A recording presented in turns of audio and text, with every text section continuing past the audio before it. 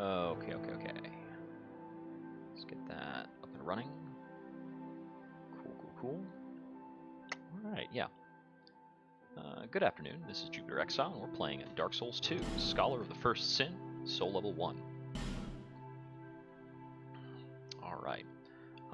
Just going to be maybe more of a casual seating than the last couple of days.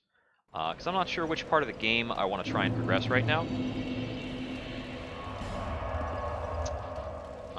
I think... So we got the Brightstone Cove, and I want to make sure I have a maxed out dagger for the fight that's coming up there. We currently have a raw dagger +7. So to get that maxed out, we're going to need some additional Titanite chunks, and we're fresh out of Titanite chunks. I'm going to travel back to chat with a character over at Earthen Peak, actually in the Harvest Valley in the Poison Pool, and see if she has any new inventory. I forget when her inventory actually expands, so we're just going to take a quick look at that.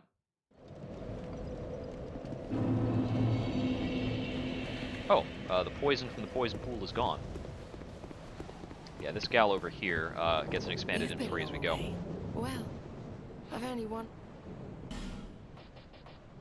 Okay, okay, not yet. So she doesn't have anything else new yet.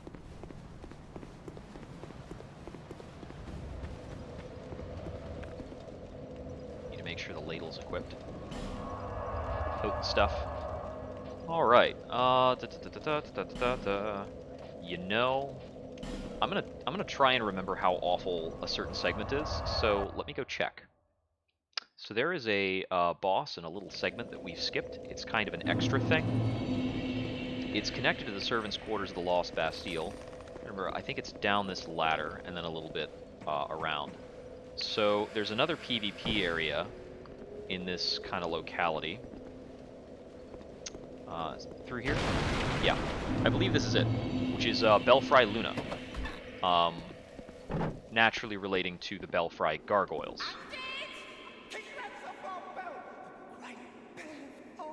Oh no, I'd kind of like to ring that bell.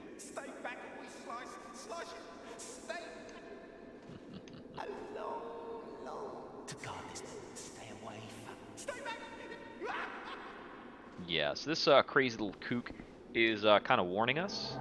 Yep. This place will prompt invasions by dark spirits who are going to try and prevent you from heading up here and ringing this bell. There are also like actual little goons. I believe the dark spirits we're going to run into here are actual people.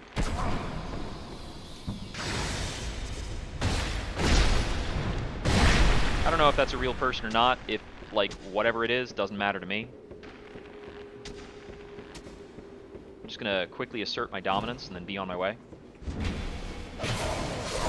I get killed by other things, whatever. I'm not sure how to knock that down. I think I need to go up that ladder next.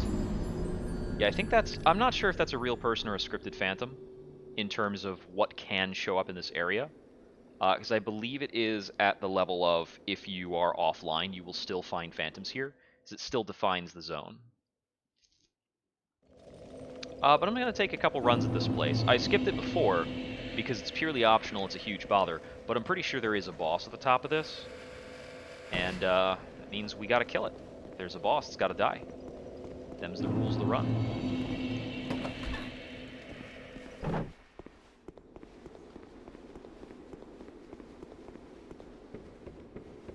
So we'll know for sure if the same phantom appears, then we know for sure that that is a player. Well, then we know for sure that it's scripted, actually.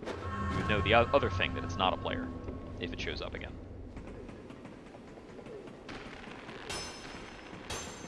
Yeah, these other little goons, they've got an axe that does quite a lot of damage, as well as ranged attacks.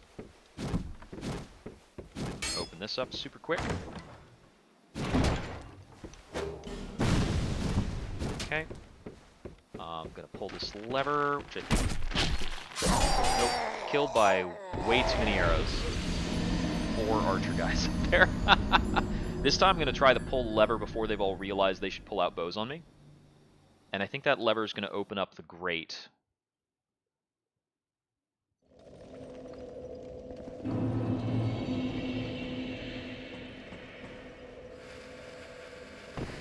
Slide on down. And Belfry Luna. I wonder if that player was just, like, absurdly confused by how weak I was. The fact that I backstabbed him and moved on and didn't really worry about trying to kill him.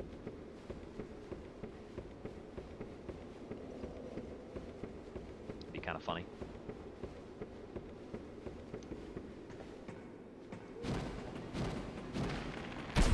Ow.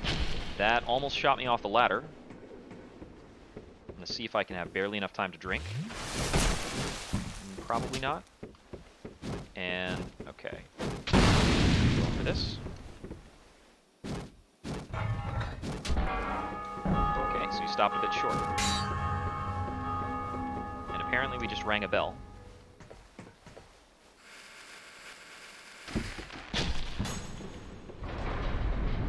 Okay, so this is like super slowly opening. I was in so much stagger, but from being shot by the other arrow, that I could barely even try to get away. But I'm pretty sure that door is going to stay open. So there are two of these areas in Dark Souls 2. There's this one, Belfry Luna, and the other, I believe, is Belfry Soul. It's over in, like, the magma dome that we were hanging out in earlier.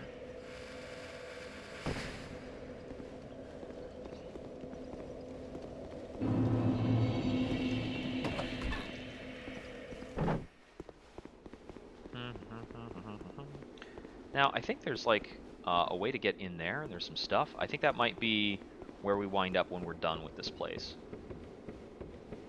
Okay, so skipping on through that, and then through that. I think, like, dashing through here like we are, we're not giving a whole lot of opportunity for a real person to actually accomplish an invasion. Here we go, Belfry Gargoyles.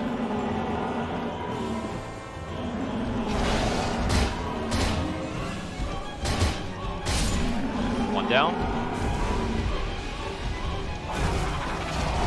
Yeah, there's not just two. These guys kind of swarm.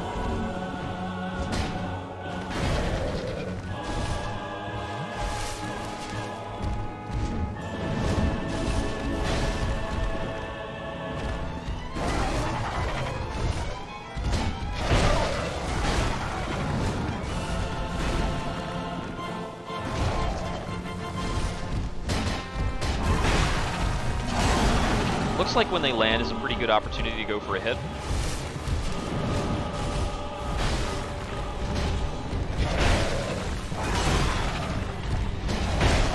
That might spell death. Let's see.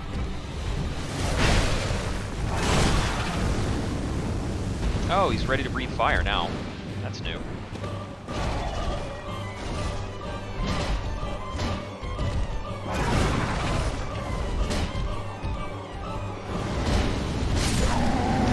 Shoot.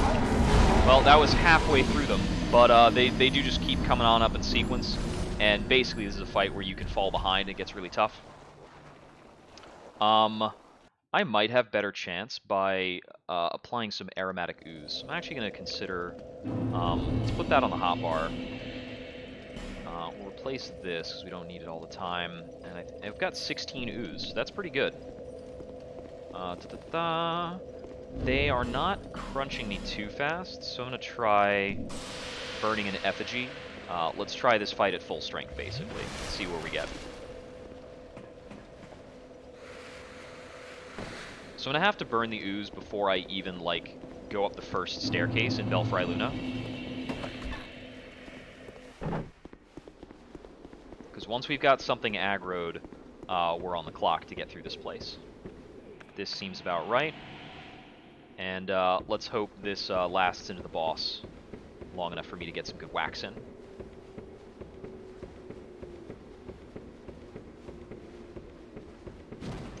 Yeah, it's a super short run.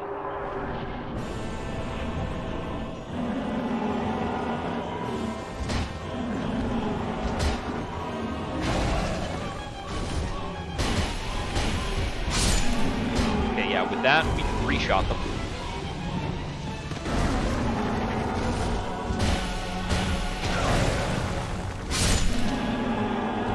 Pretty effective. I can take a sip before this guy is really active.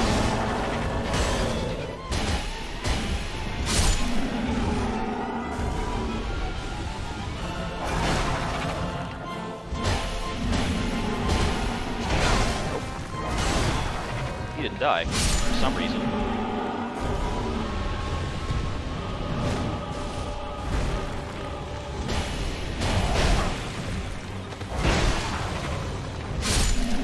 And that's the Belfry Gargoyles.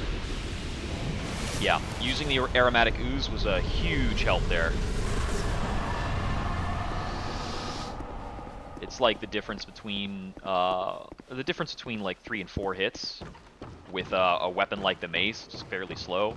Pretty big deal. And what is our reward? The Southern Ritual Band. Neat. Sort of. We don't care very much. It's very mediocre. Ah, and there's another bonfire on the far side, which might have been useful when we were first exploring this area. I don't know. Maybe not. Where does this deposit us? Well, there's some more items down there, so I'm going to quickly make sure I'm good with that. And we're going to possibly grab some more stuff. Looks like we've got some dogs here. Several dogs. That is a lot of dogs.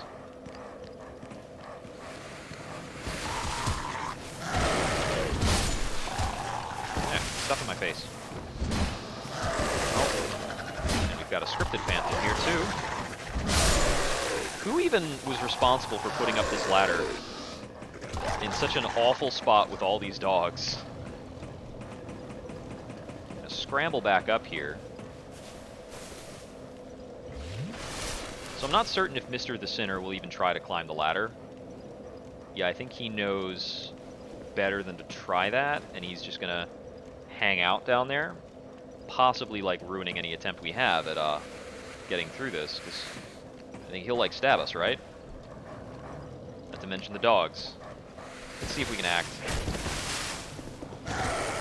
Okay, let's go up here to create kind of a soft choke point. Kill this dog before it activates. Enchanted falchion, neat. Get this dog.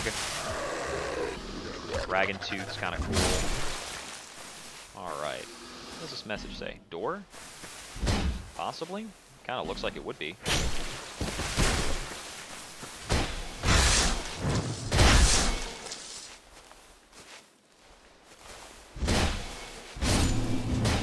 Yeah. Not that heavily statted. It doesn't seem like there's a door here. Seems like that's just wishful thinking. Got a human effigy. So that's kind of interesting that that's basically the only reason to come down here was to get a couple items and to fight this Phantom Bogle the Sinner. And like a bunch of dogs. Who makes an area like that? Did I actually attack the wall? Let me attack the wall just in case. Like, all of the secret doors in the game don't involve you attacking the wall. That's no different. It's all just, like, press A by wall to go through.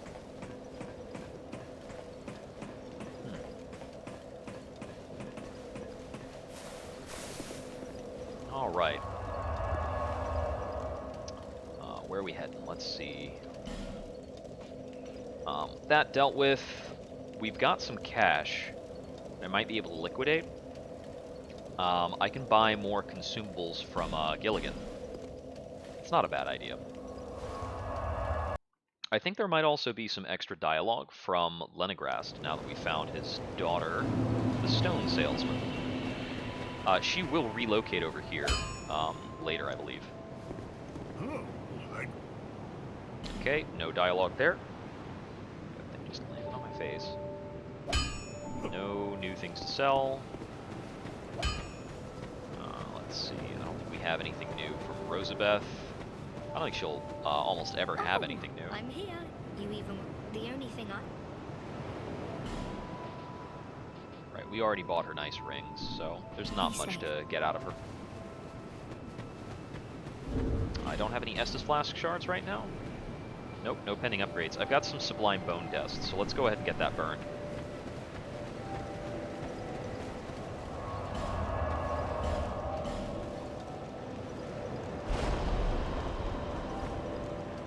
Alright. And yeah, I am going to go back over to Gilligan and convert the rest of these souls into just a big old pile of aromatic ooze. Hey.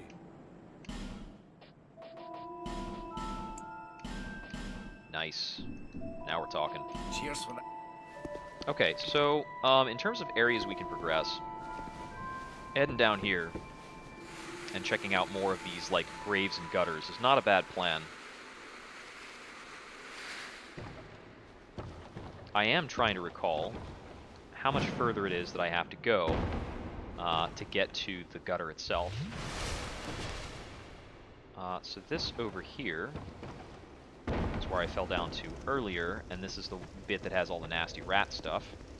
I can't get further down there from this angle. I had to use the other ladder for it.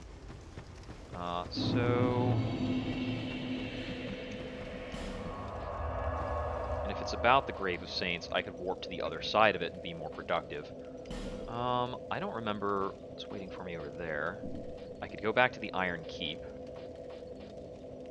You know what? I've actually been leaving the wharf completely undone for a long time. I can just head over there and work on it.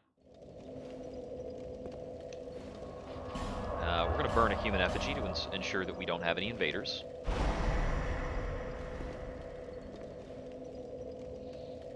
When you do this, you're opting out of assistance as well. So in a casual run, you wouldn't always want to do this, because you're not just blocking invaders, you're also blocking possible friendlies if you want, you know, help with your game. So this place has a ton of dudes. Kind of all over. And we're going to be getting shot at. We're going to have, like, dogs. All sorts of stuff. But there's a lot of nooks and crannies to, like, explore. A lot of places to get items. There are a lot of cases where if we kill enemies preemptively, like as they're activating, we can have a pretty easy time exploring this. I can't remember where all the guys are, so we're just going to do our best. Ah, and here's something.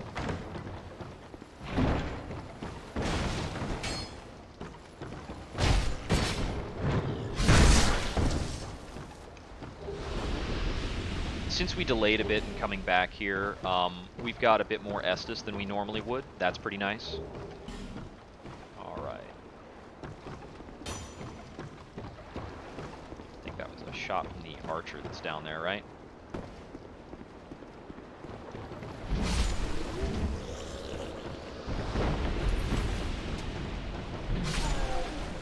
Yeah, that white name there is somebody who's looking to be summoned to fight around in this area. But we're not using any summons. These shallows are actually walkable in a number of cases, but you have to be careful about going into here because if there are still any guys alive in the local area, they will, like, fill you full of arrows doing that.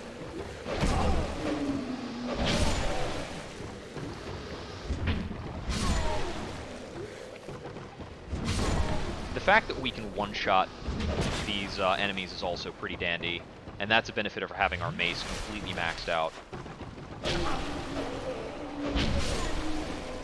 Yeah, we can just kind of saunter through a lot of these characters at this point. Pop a life gem to handle that bit of healing.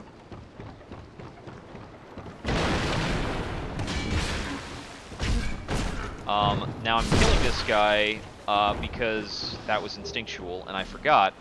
I believe he will actually follow you around it with a torch, if you want.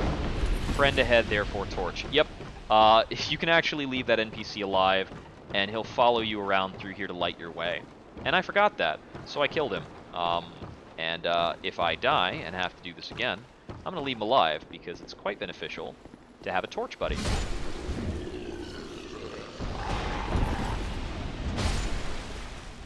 It's like possibly even suggesting a kind of co-op gameplay you can have with a friend.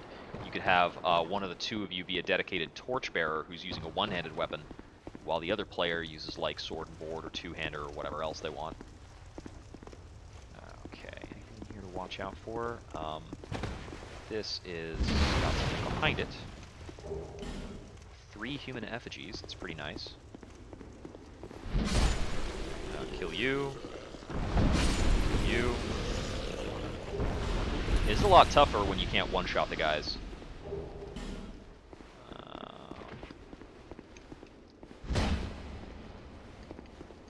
Pointless, okay. Good to note.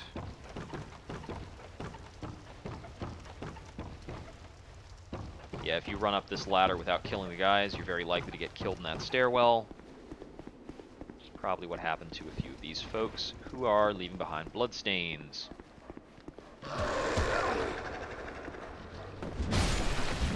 Like, there's a staircase here. This staircase is not the best way up. I believe that is an oil pile. Create fire vulnerability to an extent. Yeah, like, this is not a great path to take, because you're going to fight all those dogs, like, face to face. Just like a lot of other areas, there are advantages, angles, and disadvantages, angles.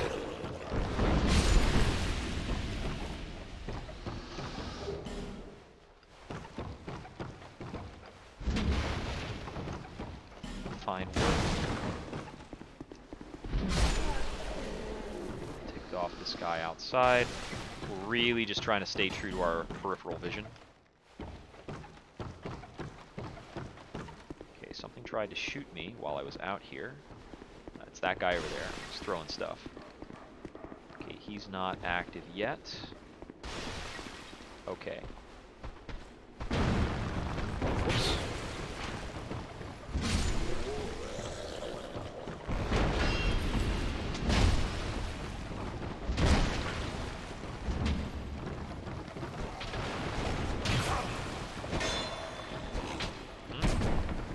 I got a heavy stagger after blocking that kick. And then I fell down somewhere that I'm not sure of. That's the spot with all the dogs.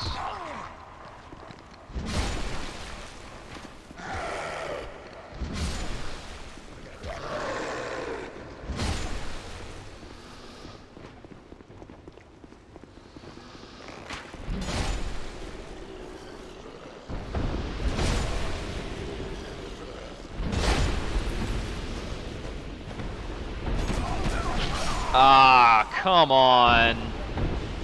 Yeah, some of these guys have really, really nasty attack patterns, so we're absolutely focused on trying to kill everything preemptively.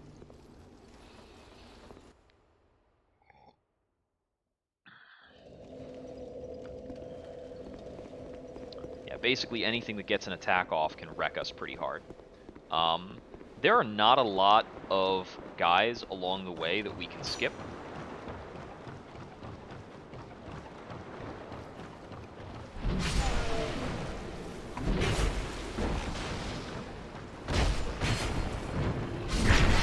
We will not put up well with these, like, spare enemies that'll come out of the woodwork if we charge too quickly ahead. Because any archer that is shooting at you is technically aggroed. That guy up there will jump down for us.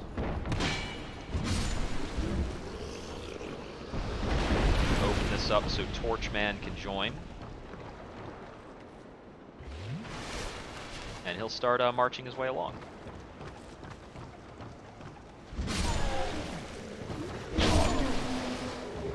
These guys are thankfully a little slow on the uptake.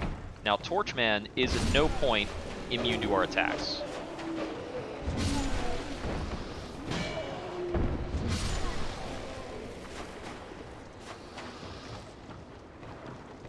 Our goal is largely going to be to stay a little ways ahead of him,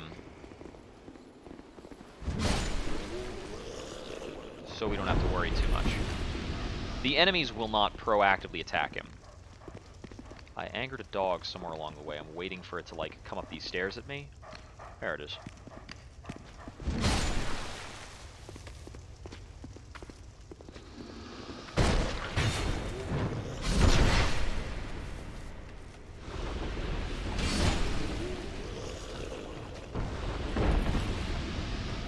It is noteworthy that as far as your enemies are concerned, I believe the backstab is silent, even though for you, the player, it's absolutely not, which is kind of funny. Alright, let's see. So, we've got this dog.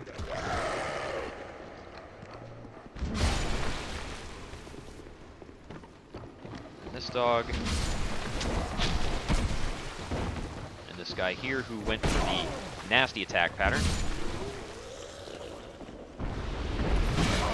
This guy here who showed up while I was trying to heal. Thankfully, they swing super slow. Alright, so that deals with them. Okay, so now we're heading on over this way. And now we can take the fall.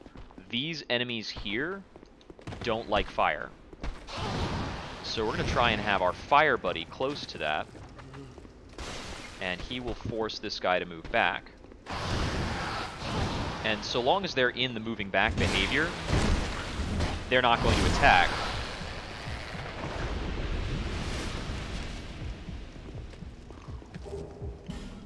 Did you forget how bleeding works in Dark Souls 2? Okay, looks like it's a stamina thing. Yeah, so we've got a number of these guys up ahead, where having a torch bro is super helpful. Now, another factor about the way this is laid out, I believe that hanging lamp you can hit with a torch, not with a torch, with a flaming arrow, and it'll basically blow up that area, which is kind of funny. I would like to progress ahead here. There's a number of messages from everybody like, use a torch, use a torch. Yep. Once these guys are in that animation, is about when we can try to mess with them. They are going to run all the way back towards that building and create like a horrible monster den. And we're gonna have a hard time backstabbing them as well. Whoa. Take it easy now. Yeah, they'll mostly stick over there, if I remember correctly.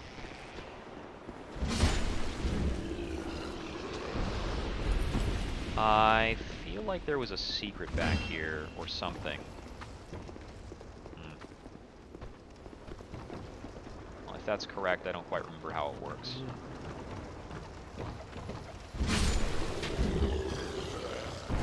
Make sure that guy doesn't like choose the awful attack pattern on me before I've gotten him.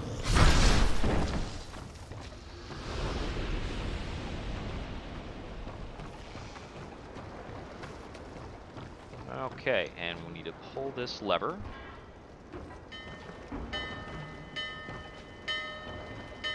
Which I believe, does that bring the boat in? I'm trying to remember what that does for me. It's something important.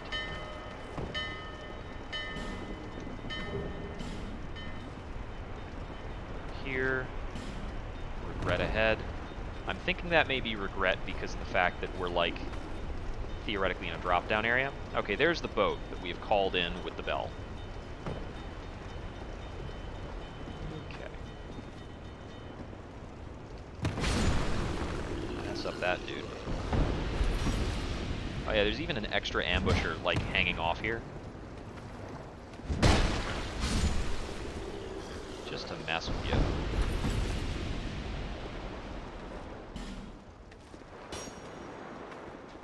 Yep. That was lucky. He could have picked a much nastier attack there.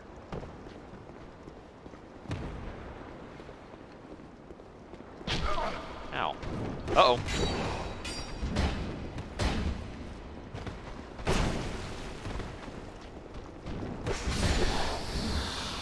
Thankfully, we one-shot these guys, and sometimes you just attack and it'll work somehow.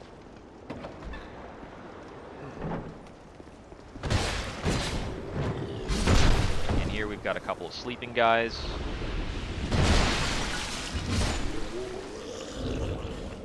Very quickly switch over here and eat moss.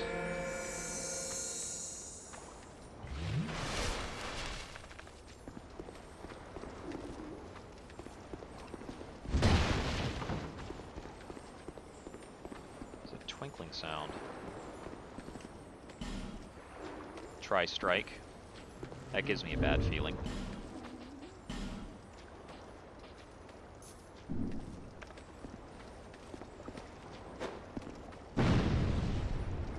Okay, it doesn't appear as though we're dealing with a mimic.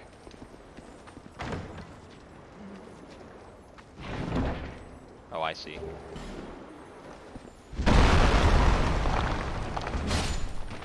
That's why we were hearing twinkling.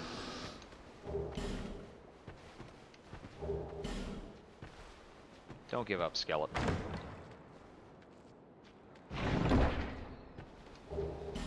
Royal Soldier's Ring. I can't quite remember what that is. Ah, increases maximum equipment load. That's actually pretty useful, somewhat. I mean, that's that's not a very high increment. Some extra life gems and some things. We do not want to break all of this poison. And I don't actually want to be throwing hexing urns when I've got 73 fire bombs instead. I use a firebomb to get rid of these pots, because I believe these are poison pots, and I don't want to take poison. Okay, once it's broken, I can step through that. But if I rolled through that, I'd be taking the poison effect. Okay, buddy, we're heading out. You gotta back up a bit. Cool. He's actually a very accommodating little buddy. Can I don't think you can ever get him to light these for you. Nah. He's not, like, permanently helpful in that way. Okay, I see. We can drop down here.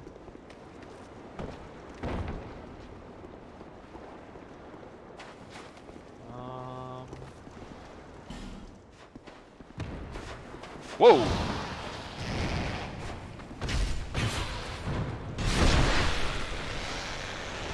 Yeah, that's right.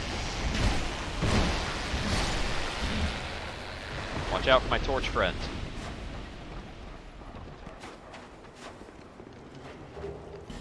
Radiant life gem. Yeah, here we have some shallow water we can go into. There's kind of a soldier over there, though. Alright, let's see. I think that there is a shortcut we can connect across this bridge. At the same time, though, there's also, like, some angry dudes who are going to wake up. Here we go. Just got to knock this down. And now we have a really quick shortcut from the other side to get us back over to the boss. And here we have a guy we can talk to. I see light. I am Carillion. I see. Yeah. Carillion's not going to bother talking to us unless we have the possibility of learning sorceries, which we do not. You have to have a certain amount of intelligence for him to care. Which also means we, like, can't recruit him to town or anything like that. I think we might get a reaction out of Rosabeth, because we have found him, but it's nothing worth, like, worrying about. We're not going to lose sleep over it. Let's see, I think that has to be looted from down in the water, if anywhere. There we go. Good for a human effigy. I guess those bloodstains are from people who are way too gung-ho about getting the item. You want to get up so I can kill you? All these tricky boys. Just lying in wait.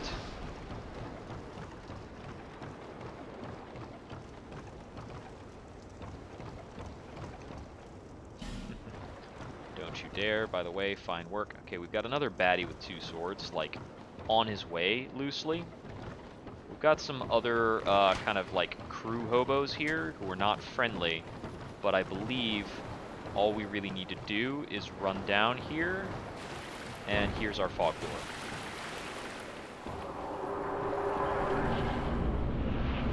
Be up against Flexile Sentry.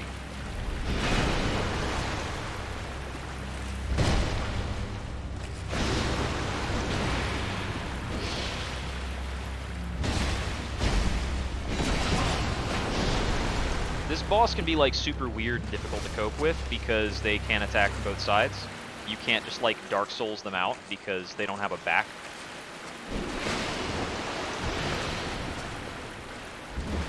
The typical stratagem of hit him in the butt doesn't apply.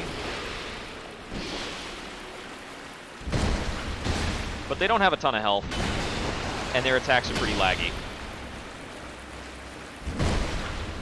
So it's really just a case of, if you can properly identify when an attack string is over, you can hit them just fine. You're just going to have to remember all their attack strings.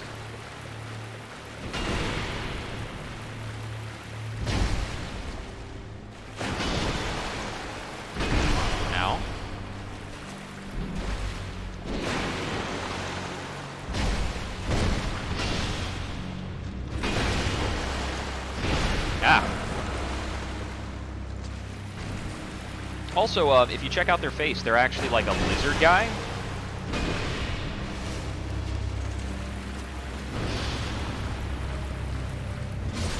I don't actually know where to find like more dudes like them in almost any of the games. I think they're maybe like Draconic is the background before it. Like it's a failed experiment by somebody who was trying to attain Draconic power, and you wind up with like this weird cursed Siamese twin thing.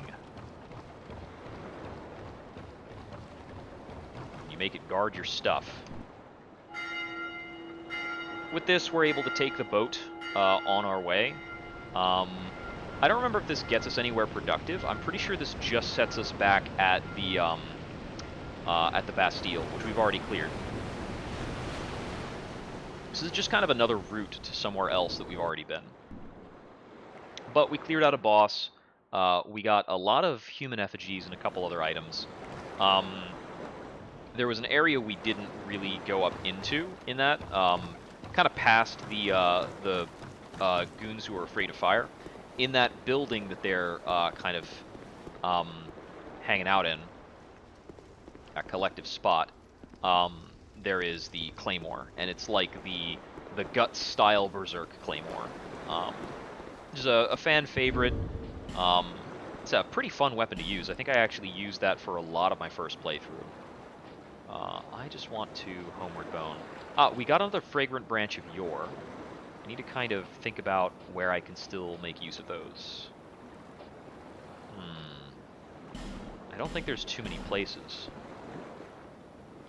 So I got the Fragrant Branch path that was at the bottom of the area after the Hyde Tower.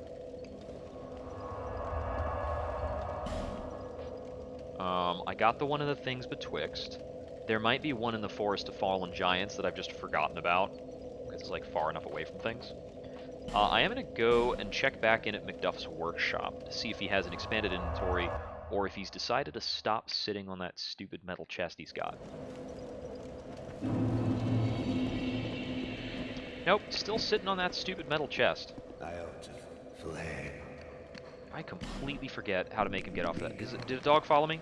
Yep. There we go. Maybe he'll get off the chest and break all the other chests in his room. Alright, what do you got, Macduff? I could buy large Titanite, and that's still about it for him. There's a lot of weapons I could buy that I can't swing. Light crossbow's like barely not even usable in two hands.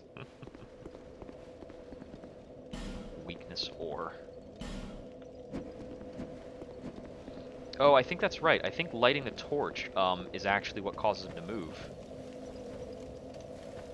Let's give that a shot real quick, because this costs us basically nothing. There we go. And now we take a rest. And now we take a look back. And he's relocated. That was the puzzle.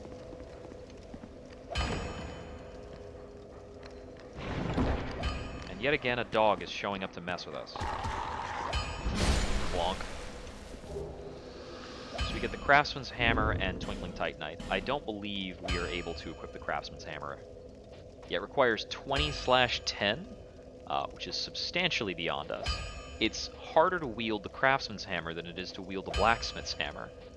It's a direct upgrade in many ways. It's got higher requirements because it's just legitimately a better weapon. It just isn't something we can actually use. Okay, moving right along. Let's see. I feel like there were some other splits off of the Shaded Grove that I haven't explored yet. And that was here, the Shaded Woods. Yes, I think at the Ruined Fork Road, there's some other things we can check out. So, I want to get more Titanite chunks before I go back to Brightstone Cove, because I want to have a fully upgraded dagger before I try to fight Duke's Deer Freya. Hurrah for two-handing. So this area here is the direction that we actually went. This area back here, I think I entirely avoided, because it's full of It's full of these kind of Royal Guardsman dudes. Which can be annoying, but, I mean, the same enemy type we've dealt with over in the Brightstone Cove. Yeah, with the weapon at a +10, we're able to kill quite a lot of stuff.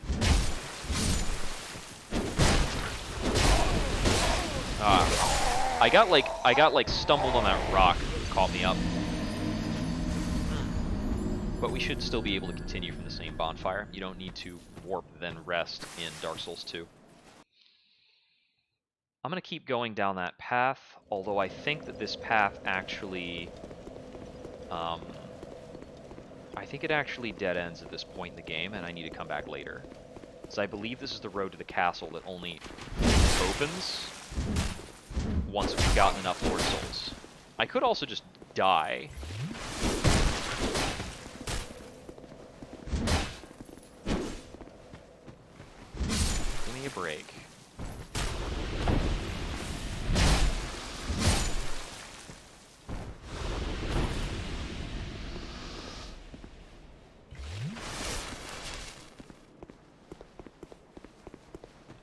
Okay, I'm gonna kill this guy first. It seems he got angry. I dodged too early, apparently. Also, he had blocking frames during the slash. I did not expect that. Caught me by surprise.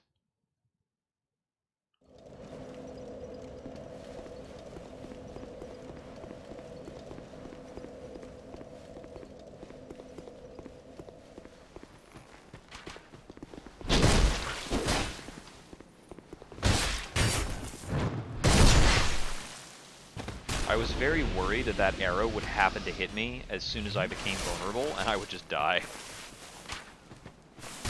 Okay, there we go. There we go.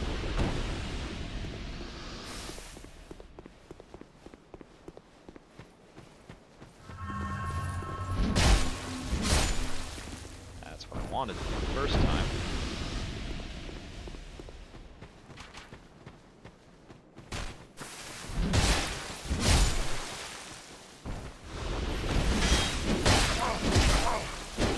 This time I rolled away like a smarty. Not out of you. Grab this. Twinkling Titanite, Human Effigy. Alright. Twinkling Titanite's not going to be good for much in this run, like almost at all. It's mostly used to upgrade. I don't recall if Twinkling Titanite is the requirement for boss weapons in this game. I think that's correct. This guy looks like another player, but he's not. He's an enemy. He will shoot us.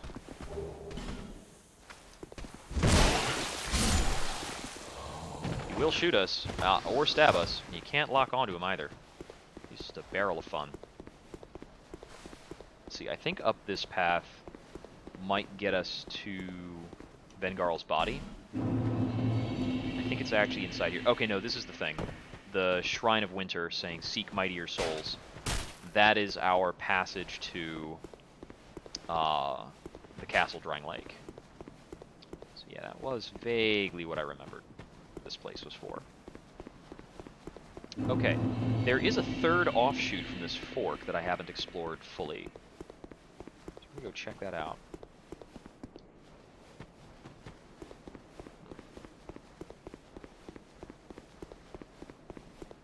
Definitely going out to buy a new controller soon.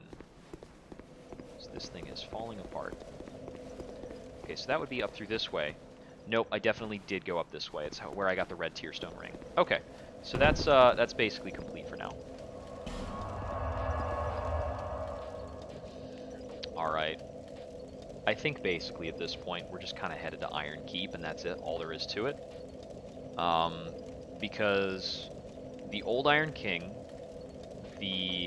which is in Iron Keep, then there is Duke's Deer Freya, which is in the Brightstone Cove, and then getting down into the gutter, and that's it. Those are the 3 Great Souls, so that's what we have to progress.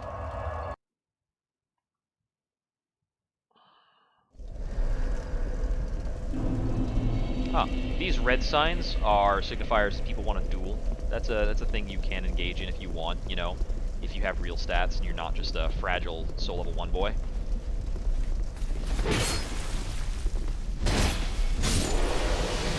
So we will be fighting a lot of these Elan Knights, and we've also still got what's her name, Fence or something to kill, I believe.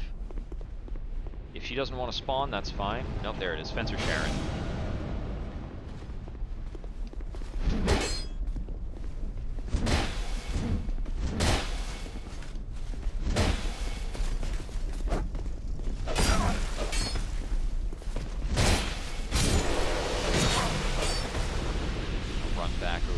For a moment so I can heal up.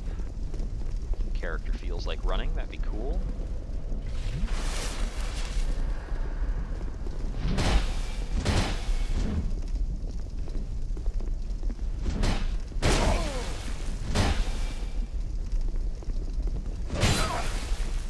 I can't afford another trade, so we will run away valiantly.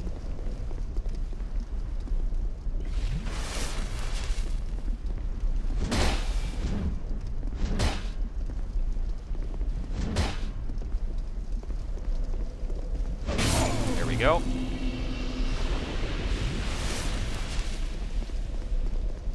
With her vanished, I believe we get a human effigy.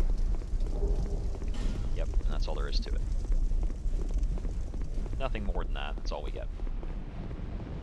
Okay, on into this next very infuriating area.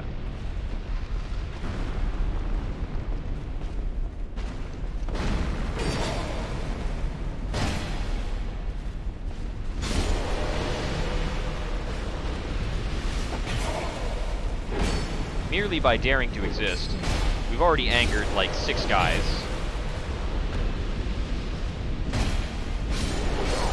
Sorry. Well, was he the 6th or was that just the 5th? Yeah, there's like this tiny little stretch, but this tiny little stretch actually puts you in the aggro bubble for about, 5 or 6 dudes.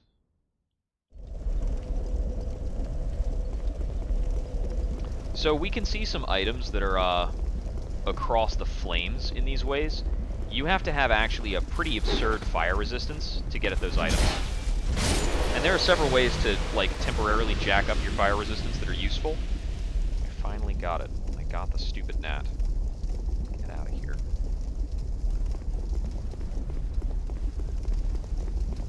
There are a lot of ways to temporarily jack up your fire resistance, but even then, I don't think there's anything we can use on SL1 that gets us enough. Oh, great. Now we have to fight the next Phantom.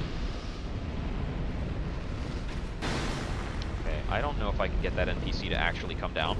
And another NPC is on the way. And we've got the Red Phantom. And this one's the caster, because it's Armorer Dennis. I don't know how it is that Armorer translates to Spellcaster guy, but there he is. It's the same Armorer Dennis from the earlier area.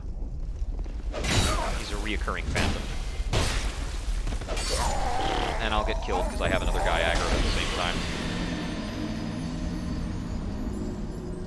Would not put down his bow.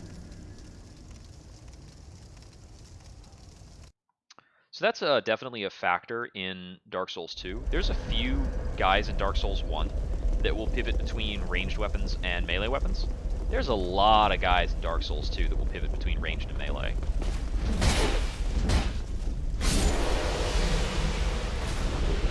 On the basis of just being able to continually harass you, pretty much.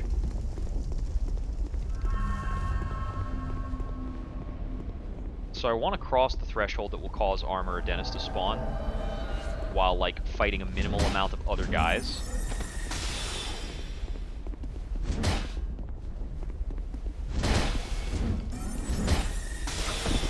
Yeah.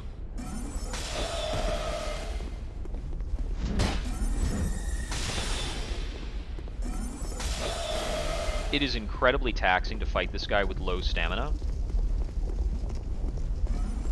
He just doesn't really stop doing stuff.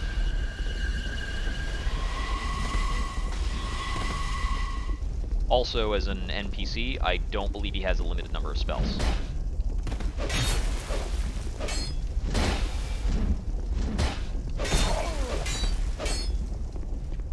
Okay.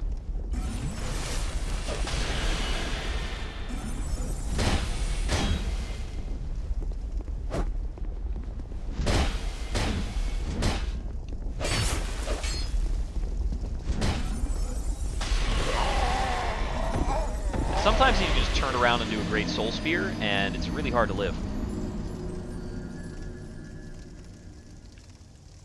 Yeah, you can still access Flash Sweat, because you can still access Pyromancy with no stat requirement, I believe, and it's available. But Flash Sweat alone, I don't think is enough to get these items. Also, I'm playing no spellcasting, but I mean, it's not the same as spellcasting during a fight. I think the question really is, if I use a small orange burr in conjunction with flame quartz ring and high defense and high fire defense armor, how long do I live?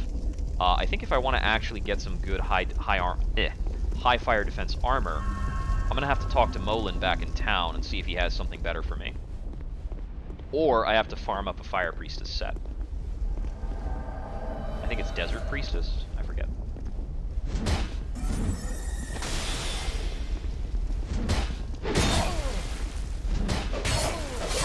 Ugh. Yeah, despite standing right behind him when he spawns in, you really don't have the time to get the backstab off. It just won't credit you with it. It will let him roll before it credits you a backstab. Which is in ways like a reflection of the netcode being pretty good in terms of what you can do to incoming invaders. It'd be pretty lame if you could just murder them outright. I'm not using Silver Cats. I'm going to quickly throw on a Flame Quartz, and let me take a look at my fire defense. Fire defense is currently 36. So let's see. In terms of other items, the Varangian Helm is pretty good. The Mannequin Mask offers pretty good fire defense. And I think I have almost a full Mannequin set, so let's see what we can do there. 33, 41, but that's the Elan Knight armor. It's going to be super heavy. 16 with the Desert Sorceress gloves, and then 15 on Wanderer boots or on Mannequin boots. Okay, so with this, getting my fire defense up to 36. Wait, I thought that was what it was before. I guess that shows off my fire defense on character. Alright. How much of this can we run through? Okay, dead in 2.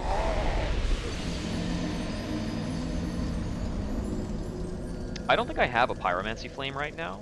Let me check. Because if I do, I could theoretically go back to town and buy Flash Sweat and try that.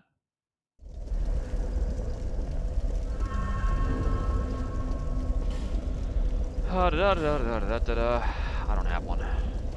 And it's not that I deposited it, I just haven't found it. I think Rosabeth might be able to sell it to me, but I'm not sure.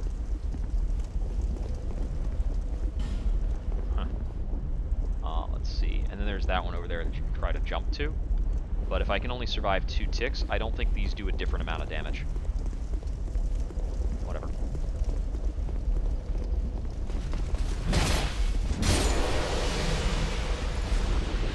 It might be possible that like an upgraded grouping of gear might be enough. It wasn't sweaty enough, exactly. Okay, that should be about the range where his spawn is triggered. Oh, it actually moved me. Huh.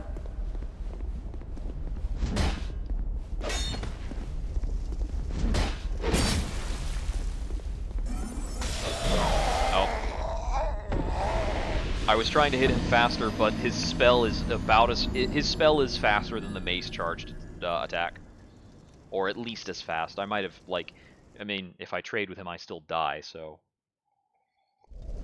that's no good. And there's no way I could get enough magic defense to get an advantage on this. So because Dark Souls 2 is super lovely, this guy will pretty much always spawn at this point. There's nothing I can do to prevent him from, to prevent this from happening. He's just a guy you have to fight.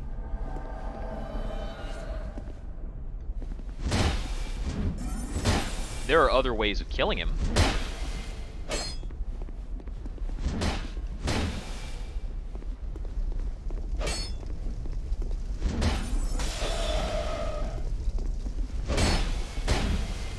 This is going pretty well. Let me not jinx it too hard.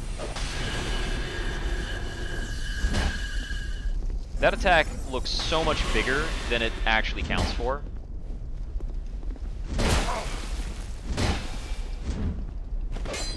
Whew!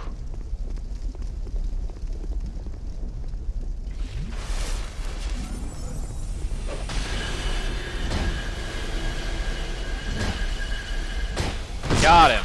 There we go. Oh, that was really worrisome at the last moment there. Okay, but now he won't come back in this location. So that's enough of that. That's enough out of him. And I get a human effigy for it.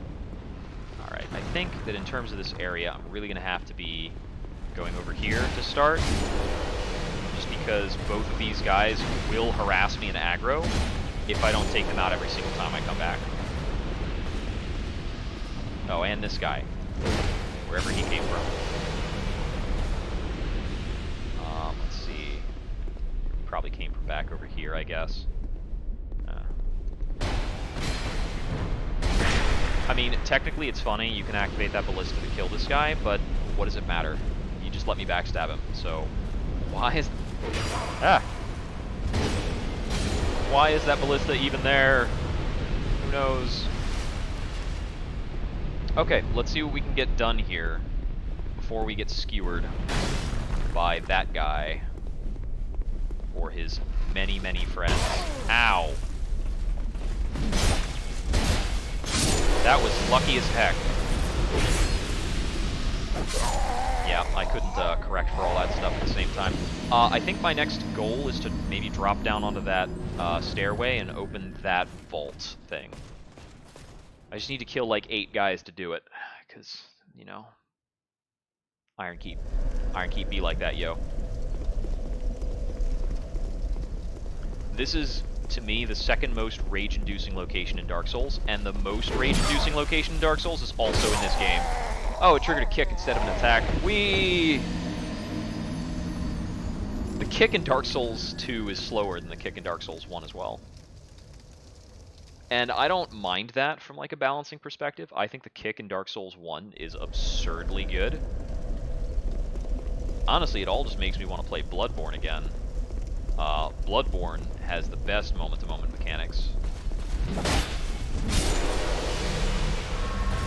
None of this like hackneyed backstab cheese. If you want to backstab in Bloodborne, you gotta earn it.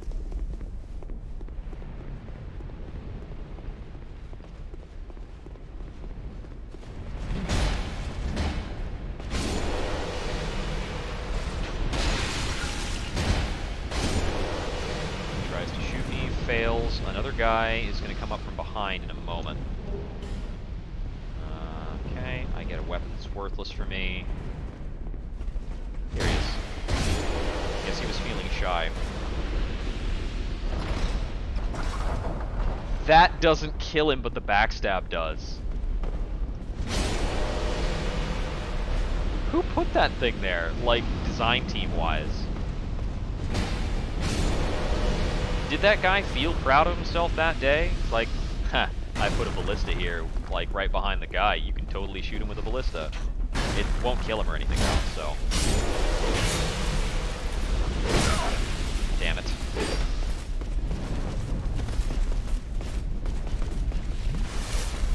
They won't jump down here after me immediately, but they're still alive. And they will show up here. I think that's the lever I need to go for.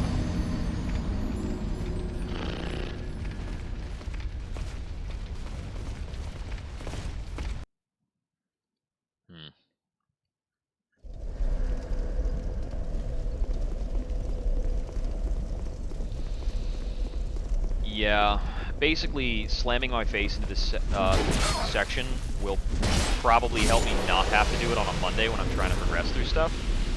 Use an effigy. I'm tired of my health being about that low.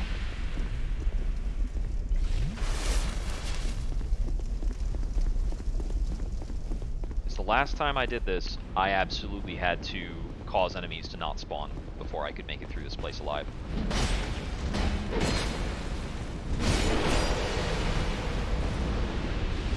Consequentially, the most frustrating location in Dark Souls is the Shrine of Amana, also part of this game.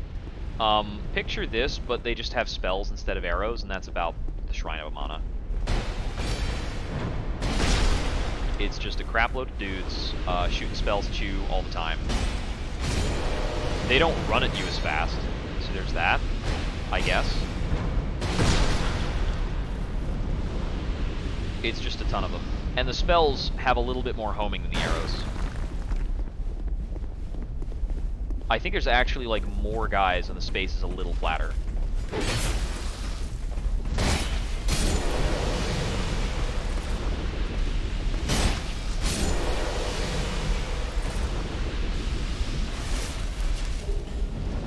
Okay, I want to just pull this lever, so I'm going to quickly run over here to do that, and I slipped and died.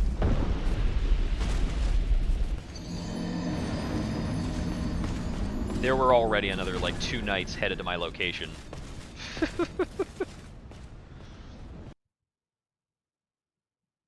was a dumb slip, too.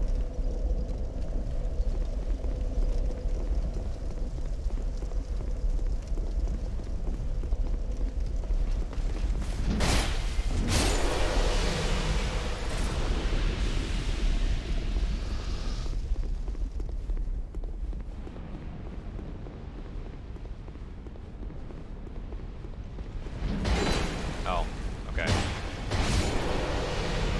Weird whiff.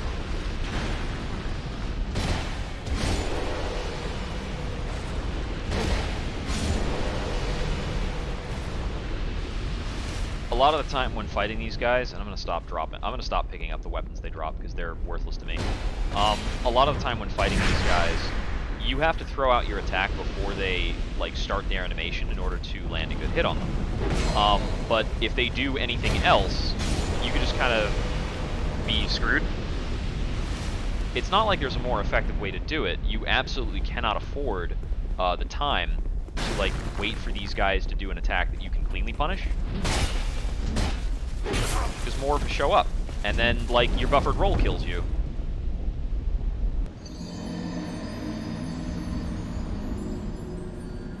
Guess I'll die.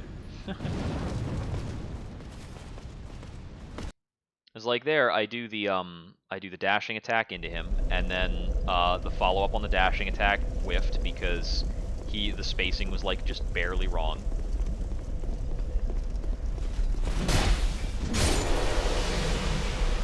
Whereas here, that same maneuver worked. Sometimes that can happen because of like slight fluctuations in the terrain.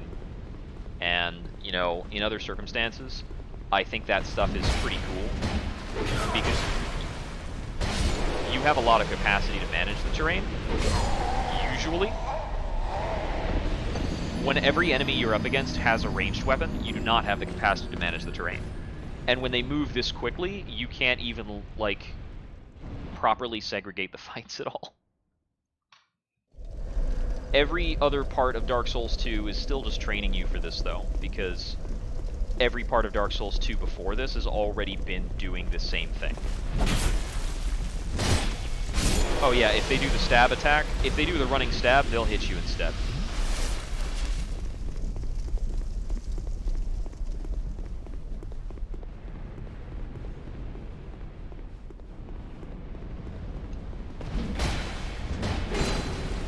They're just like just a little bit too high up to take the hit.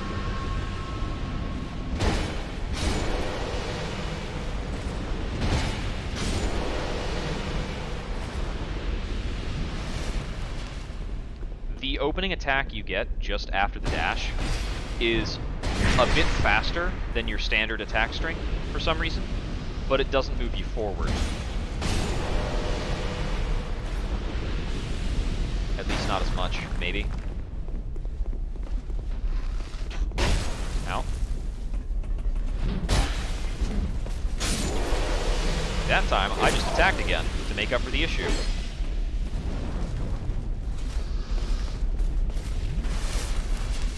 I don't know how it is that he gets over here. They've been... Or is it just different guys every time? Oh, that didn't hit him. Okay. Get out of here.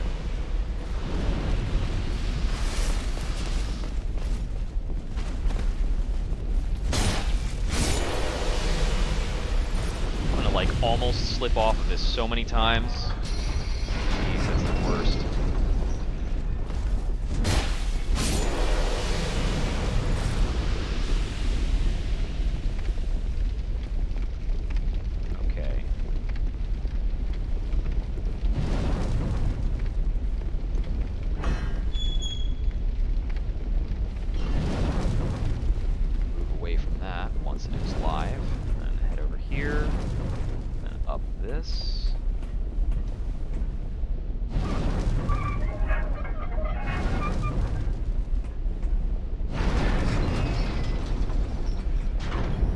I forget if we can shut this down or if that's even the goal, or... There we go. That is... Okay, it's not fiery anymore. Now we can traverse this. Large Titanite shard. Okay, still need chunks. Open this as well. But I've been over here before, and that's fine and done. So we're just heading up here.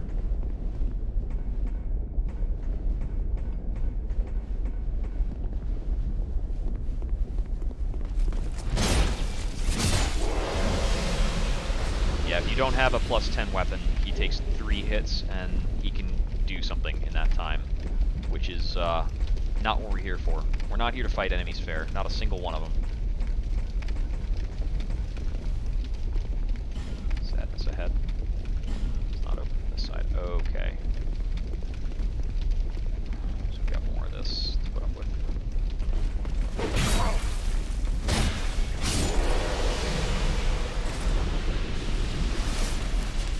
That bit that he is attacking can fall. Yeah, like that. Would you like to step across that? That'd be cool. He's just doing that matter-of-factly. Okay. Sure, buddy. It's not a hard jump, even.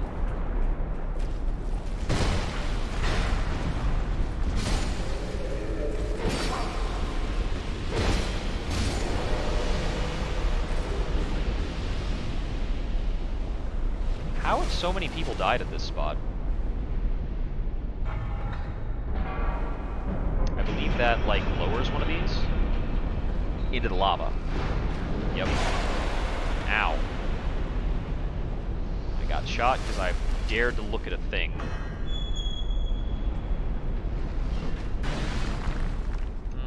Sure, we'll use Lockstone here. I think this is where we unlock Belfry Soul.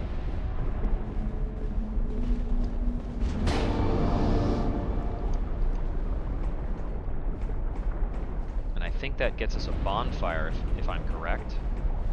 Isn't there a bonfire around here somewhere? There it is. Now, trick of it, of course, as you can see, is this bonfire puts us in a little pit that we need to climb up out of, and I can't recall if we can get right into that area that's in front of us, or if we have to do more of a run around. Oh yeah, hey there, buddy.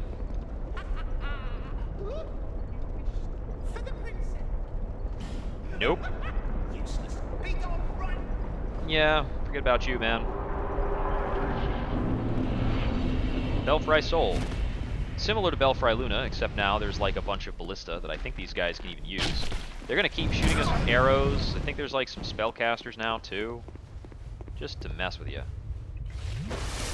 And they can throw fire bombs. Got this guy with a Claymore, being a real jerk. Ow. Oh my god. I can hear the arrow tensing, but not a lot else. That's not a ladder. It's my imagination.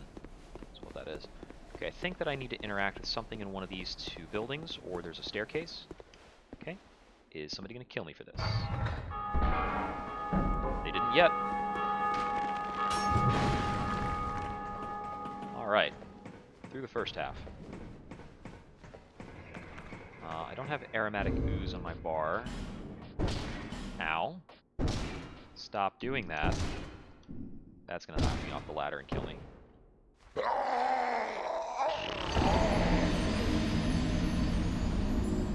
Yeah, they're ornery. Let's get aromatic booze on my bar a lot sooner this time.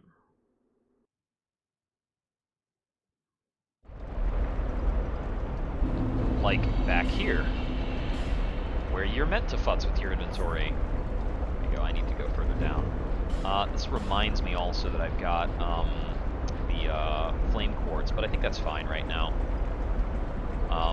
What I had equipped there before was Silvercat, and I don't actually need that either way.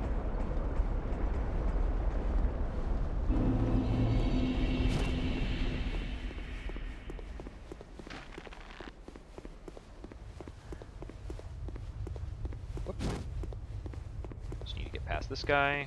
I can do if I bait him to swing. We go up here.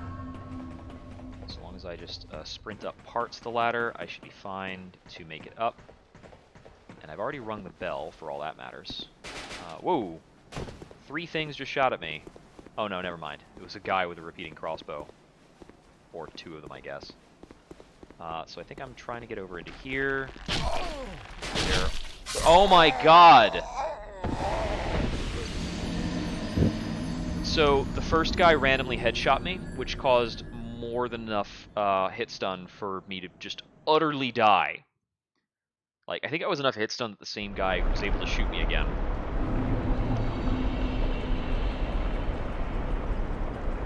Now, if you're playing an archer in the game, that's kind of a cool feature, but when NPCs, like, randomly hit you with that, it's pretty lame, man.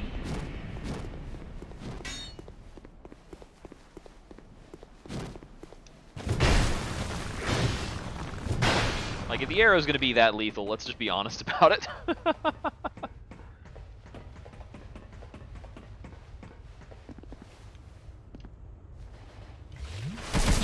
Ow. Okay, I need to stand a little bit behind something if I want to Estus, but actually looks like the healing kicked in just fine, so. I'm actually just going to run straight at them to see if I can avoid them. Okay, I was going to try and see if I could avoid them pulling out their bows, but this other guy, I just got walled. Which is funny, I think he's wielding the wall shield as well.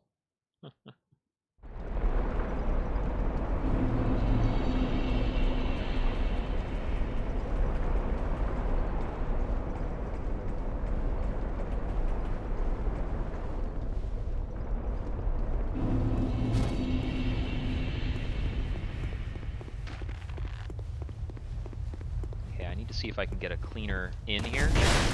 Well, that was way dirtier, so not that way.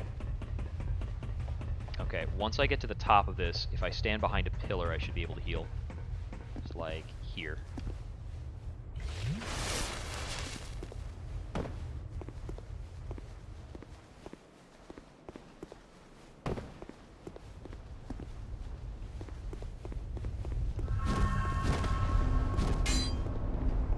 I know there's a chest there, but I don't think I can really afford to engage with it, with all those dudes there.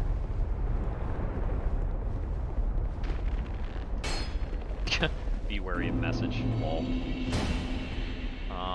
Okay, what do we have here? Ah, okay, neat. Cool. I'm watching for some dudes to come in and murder me.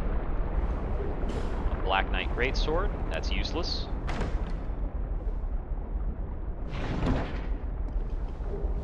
Protective Chime, Grand Spirit Tree Shield. I think that might actually be something of merit. Requires 10 strength, and it's got spell parry. Okay, that's kind of the note of it. There are points in the game where we can maybe try and use spell parry. I don't know if we can have 10 strength for those points.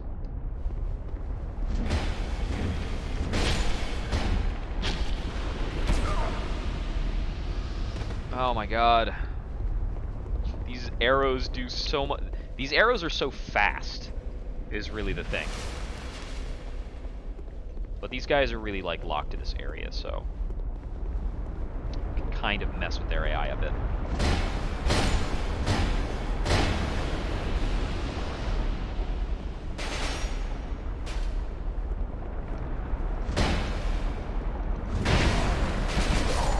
Okay, so because I clanked into the stairs, I couldn't keep swinging, and got me killed. Alright, this time I'm going to try going up and then the left side of that one grate.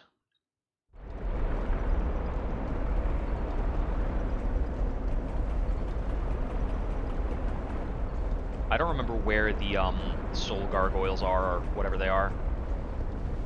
Whatever the boss of Belfry Soul is. I don't even remember.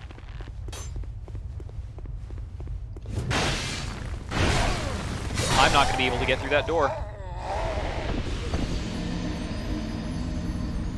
That mage is, like, weirding me out, but he hasn't hit me the entire time. I'm just getting nervous about him. And, like, giving him way more respect than he needs. So I think my earlier approach, where I was coming from the right and then hooking back in, was way more consistent. Because I was getting more distance out of the Claymore wielder. Without him, like, boxing me in. Still don't know why these ballista are here.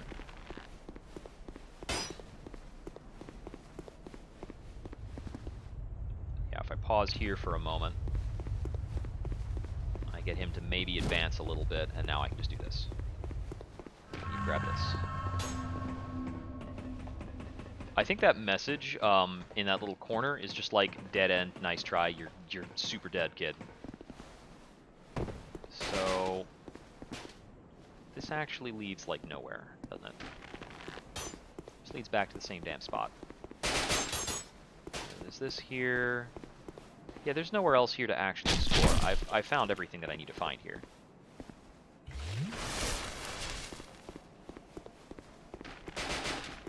I don't actually need to be going up that staircase either.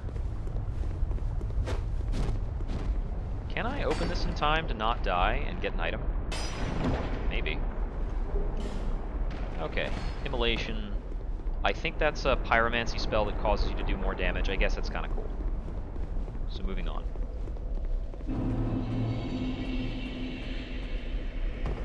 The other takeaway from this is doing all this lets me get out of that little bonfire spot. Mimicry ahead. You don't say.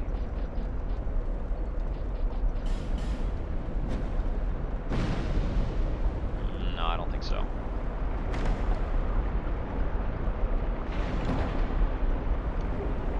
Thunder Quartz Ring +1. Cool. Alright, so that is back to there. That is like my goal for this place, I think. But I feel like there was another bonfire around here. I think it's up there, sort of? Like up that ladder? How do I navigate this room? I'm trying to remember the layout of this because I don't want to have to... I want to be able to blitz through a lot of this stuff. I remember this place being kind of obnoxious because it tries to dunk you in lava while you're trying to deal with a whole bunch of other crap.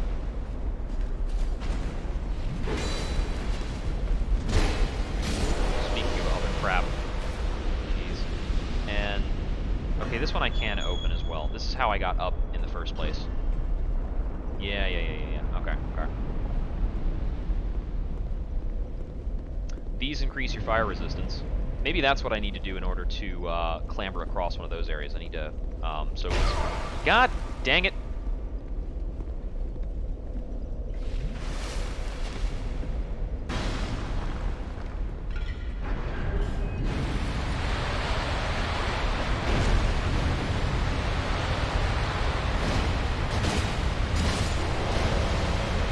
Just die.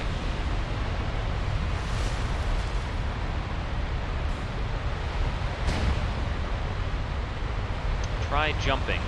Nah, no thanks. Well, I mean, I think it might be referencing these. Because I don't think that ever stops now that I've hit those switches. Yep, that's not going to stop. It's just a death plane that I've activated. Cool.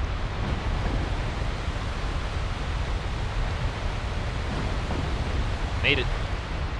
We good. Okay. Oh, there's so many godforsaken dudes to run past over here. And then even if I make it to the other spot, I don't know how to deal with those bulls. Because I believe they occupy the entire space that I need to stand on to live. Okay, so is there a way I can jump over to that thing there? I don't see how I could do that. It looks like it's way too far. Is there a way to lower that? Let's see, does that lower if I hit this lever? Pretty sure the whole thing lowers, right? Yeah, okay. So I need to be in position to get on that. Cool, cool, cool.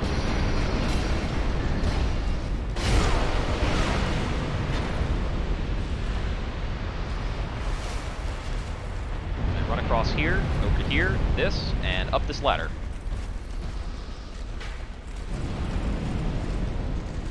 Awesome. Visions of woman, be wary of boss. Alright. Well, that's all good, but...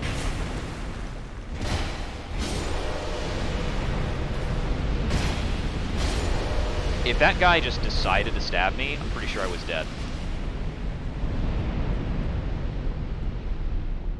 What are you guys saying? You gonna call it a mimic? Chest ahead, hurrah for projectile, be wary of phantom. Wary of oh, god damn it! I don't want to deal with that right now. Okay, so there's a Pharaoh's Lockstone here. What's this good for? I think this just gives you a source of water. Yeah, so you can readily, like, soak yourself. Okay, I don't have time to mess with you right now. I really need to find the next bonfire. Shit!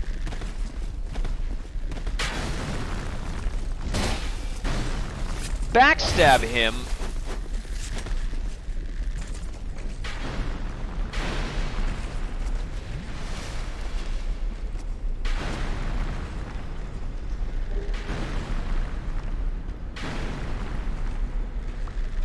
How am I alive? What are we doing here? Liar ahead. Okay, not important then.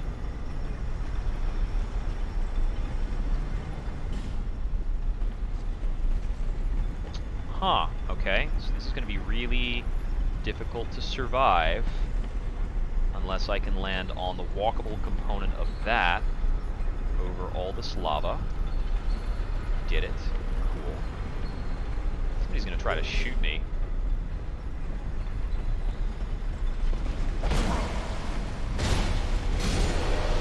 Now get off the platform before the other guy kills me.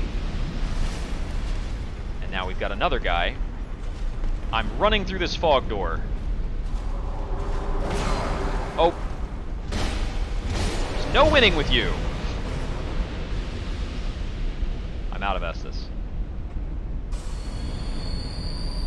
Okay, well, I'm going to take a look back through here to see if there's like a... okay, now that's all miserable, so moving on. I don't, like, remember far enough back into this place. Is this where the boss is? That would kind of suck. Oh boy. It's not where the boss is, but, like...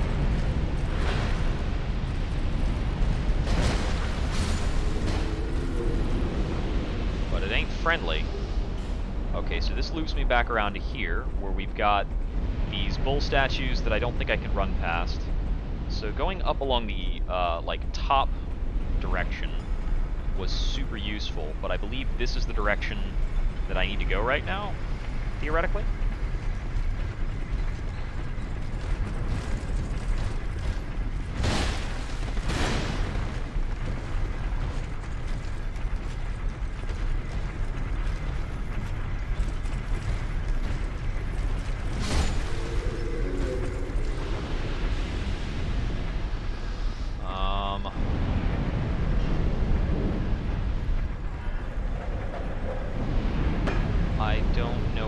Of that is. Thank you, wall. That's super helpful.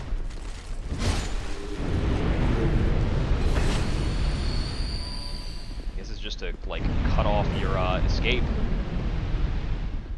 Okay, so...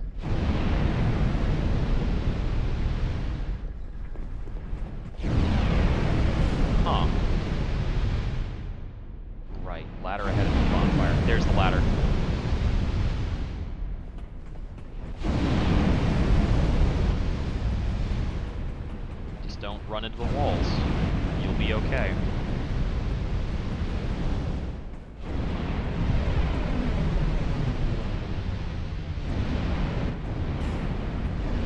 Woo!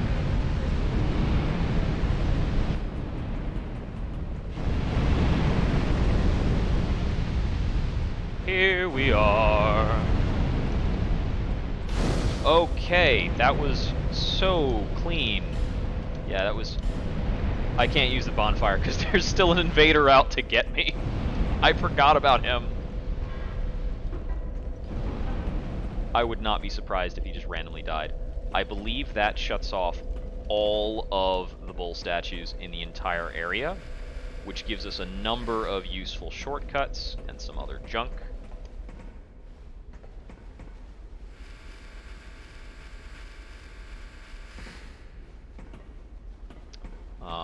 Allows us to get this without dying. There's a couple other areas where we can get items now that we're sitting in front of those statues. Yeah, whatever.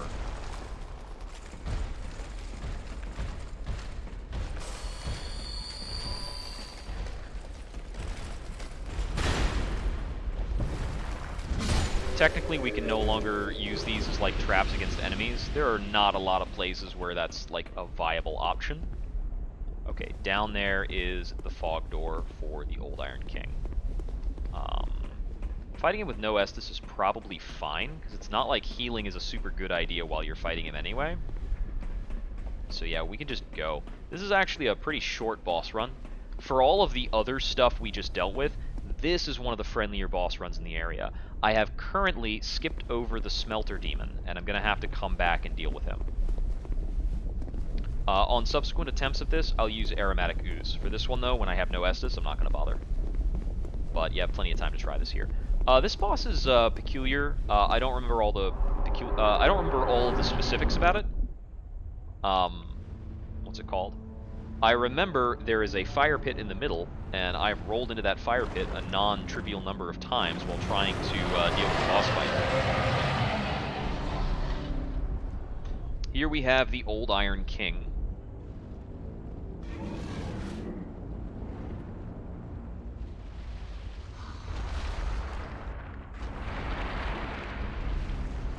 I think the Old Iron King is supposed to be the inheritor of the Great Soul of the Four Kings? I do not remember. But yeah, we've got this little puddle that has a really noteworthy tendency to get us killed. That's just a thing. I gotta remember how this dude's attacks works. Okay, so he's gonna do like a fire breath thing. Do some claw swipes, right? That's your jam, right? Okay, he does a big blast that I need to stay away from. There's a hand swipe. This is like fire breath? No, okay, two hands. Two hands this time. One hand slam. What else you got? I genuinely don't remember. That looks like fire breath, maybe?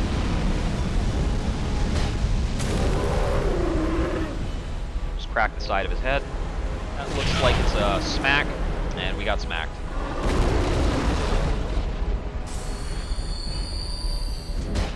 We'll see if this Estus helps us or not. We actually took a hit from that. That is obnoxious. That looks like a fireball.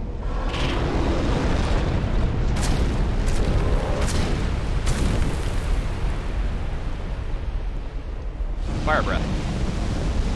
Whoops. It's like maybe a different kind of fire breath. Ow! Okay, not dead yet, I guess. That's a hand slam. Nope, that's fire breath. Now we're dead. That was a weirdly good attempt for the first try at him. So we're going to go in with a full contingent of Estus as well as Aromatic Ooze. And I think that might go pretty well.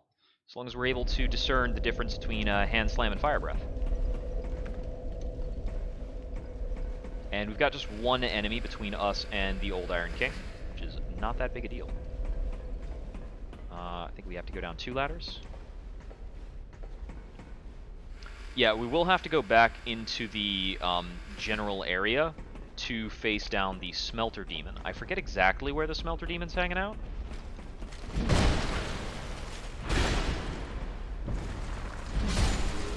Just 2 quick dashes, we're good. Anything he drops is basically just heavy armor that we can't use. So we're not going to bother picking up whatever he has. So we can actually go through the fog door before we apply the aromatic ooze, because it takes a while for this dude to walk over. And he's going to trudge on over at the start of every fight. Or not. I totally did not remember how that worked correctly. Woo! That's slam.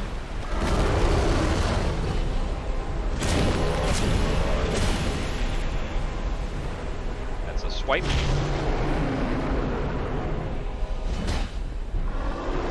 One hand slam.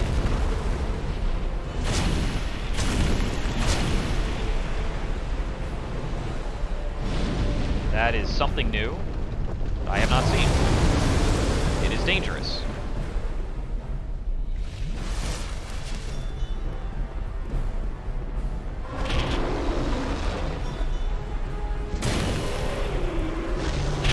Oh, that was close. 2-hand slam? No, fire breath. Oh, I just barely, just a little bit. Ah. So I knew I had I knew I had a trajectory to smack him in the face while he was doing that. It was just a little too much to the left. So that fight, if I had not Estused during one of his attacks, which one? At the end of the Fire Quake attack, if I had not Estused there, I might have been able to finish him off. So if he does that again, I just need to kind of take it on the chin and try and beat him down.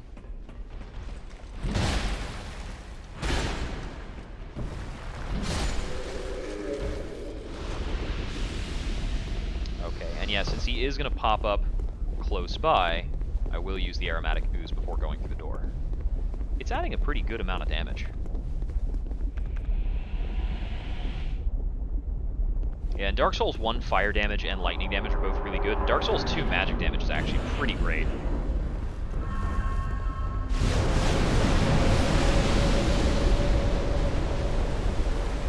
Looks like fire breath. I don't think I have the ability to attack him there. That is a fiery hand thrust.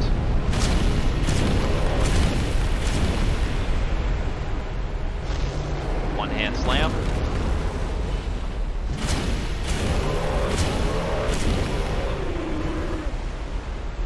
One hand swipe.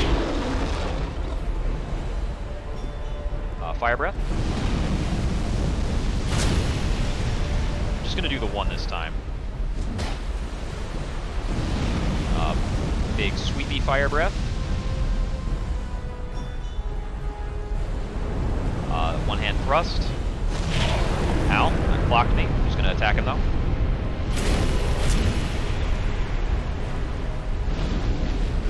Fire quake.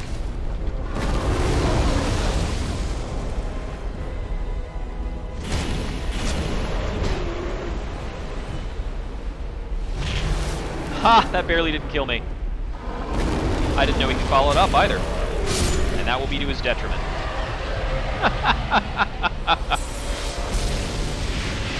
Better lucky than good. Alright. So with that all locked down and got the Great Iron King cleaned up, we'll head over here. Open this chest. Get petrified something. I forget what the heck that counts for in this game. Petrified something. What's the description? Here we go. A petrified object that is pleasant to touch. I think it's the same as the smooth and silky stones. I think it's the same category as that. And then over here, we're going to run into Aldia. If I remember correctly. Primal bonfire was rekindled. Is that over here? What is this? This is the way to traverse to the DLC. But I think you need something else beforehand. What does this do for us?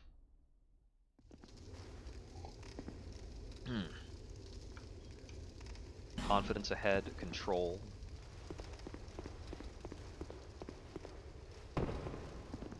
Visions of sorcery. So I believe these are locations where vendors will come back if you have killed them. Like, you'll be able to run into vendors here. Like, they'll be in spiritual form. Yeah, there's a whole lot of spots where they can be. Yeah, up through here, it'll just say closed, fire ahead. There's a bonfire through there if we're qualified. I forget what we have to do to, like, officially unlock this. There is no illusory wall here. That's just a troll message. Okay, so we'll head on back. Yeah, that is one of the 3 DLC areas for the game. It is the Iron Keep, from what I recall. Trespassers will face adversity befitting a monarch. In the Tower of the Old Iron King resides a child of dark. This is not related to anything. With water dry and paths amiss, woeful temptation is dismissed. Forbidden is the path to the ancient king's domain. Is it when we return that Aldi is going to show up? No, okay. So I still haven't run into him. Maybe he only triggers at the 3rd guy, whoever you kill 3rd. Anyway. The soul. Your soul. I only hope it. Yeah, I don't think we have any of those. Nope. Our soul is not going to change. Our weapons, yeah, they might. Nothing new for sale here. I'm going to check and see if there is actually any kind of useful armor I can buy, so long as I actually have cash. Maybe something like castery with high resistances. Oh, hello. No.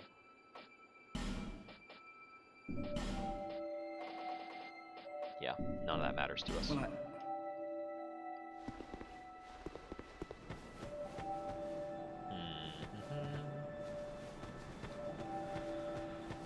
Okay, so with that dealt with, I'm going to turn a lot more stuff into more consumables.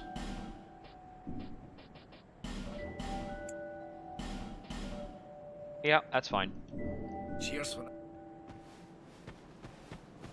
Alright, let's see.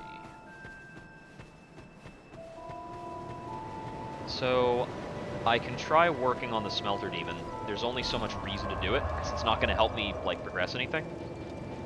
It doesn't even, like, necessarily drop anything cool. I can farm enemies at the Brightstone Cove, and I need to progress there anyway.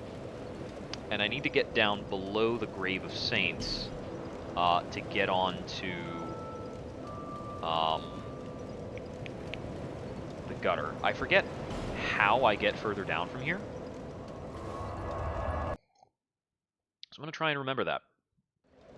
I think I just need to go through this, like, crypt area that has been giving me a hard time. I think that's all there is to it. Okay, yeah, so it's through here, Here's the boss arena. And you just retraverse this. At least these locations, these, like, PvP spots, are nice enough to give you a bonfire right before the boss. Fall on here, and then head on down through here. Yada yada. 1, 2, 3, 5. Here. Oh man, without Silvercat, we actually take a beating from those falls. So I'm gonna equip that again. That's right, I also got the Covetous Gold Serpent Ring. That would help me out if I want to farm some items in some places. There are some items that I could use. Back over this way, I'm trying to remember what this was. I think this, like, leads back towards the central pit. Yes, it does. And that's where that body had a thing that I already got. So I believe this is the correct passageway that I need to be working on. I think I just died the last couple times I came down here because of these, like, awful suicide bomber enemies that are past either of these openings. Let me go through this one.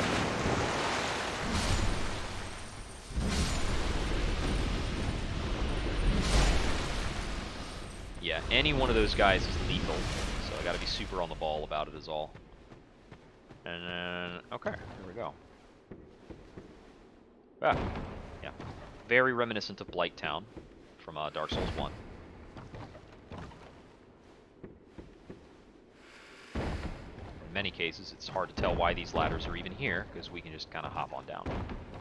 Or this could, like, actually happen to block us for some reason. Go figure. Oh, here's an item. Radiant Life Gem. I'm really hoping to find some Titanite chunks around here. So remember, this area is kind of nasty, and it's a good idea to have torchlight around here as well.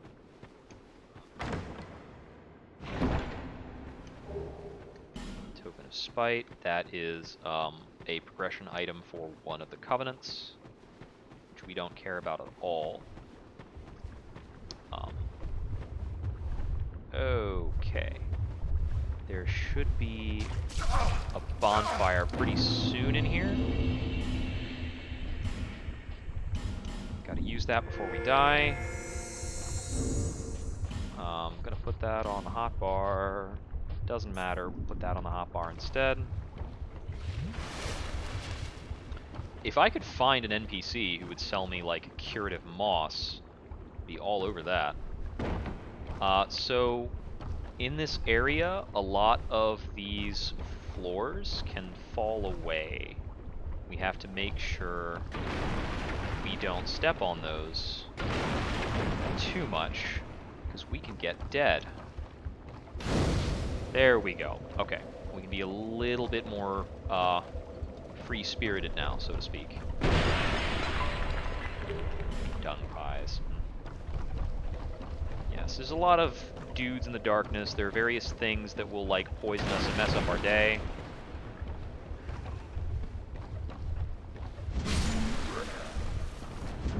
There are these guys here that aren't particularly threatening, but it's in the dark, so they can kind of just get you. Okay, we got a couple guys with torch. We got a guy over there with a torch. I don't know if that's a makeable jump, but I'm gonna try it. Yeah, it totally is.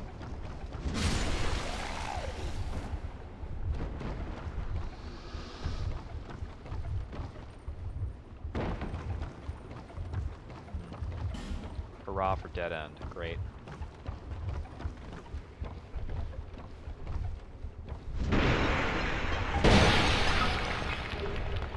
Dark Pyromancy Flame. I can't remember with the Dark Pyromancy Flame. I think it lets you, like, use pyromancies, but scaling with your dark damage bonus. Which means that you can have pyromancies that scale up their damage. Might be something else. These weird, like, calcified things, I don't remember much about them except that they break your weapon. I think they, like, emit corrosive gas that breaks your stuff.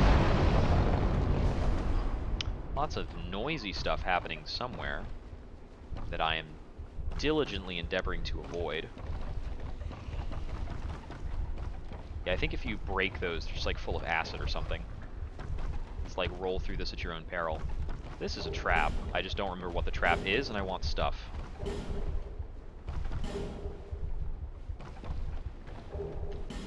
Fragrant Branch, cool. Shit, maybe I was wrong. Maybe the trap already sprung for some random reason.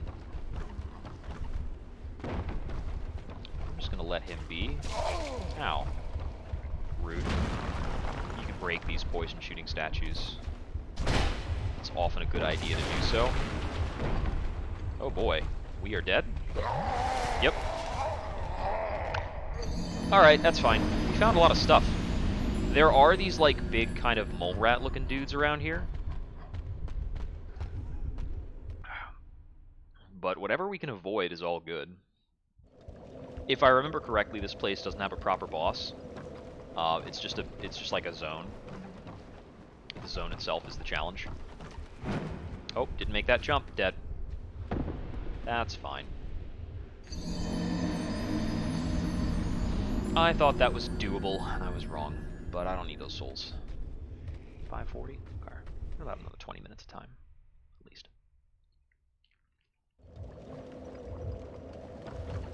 Yeah, this is the gutter, but there's an area below this, and I'm forgetting what it's called, because I thought that was the gutter. But I suppose not. Hey, excuse me, I'm just going to head on over here. There's an item down there, eh?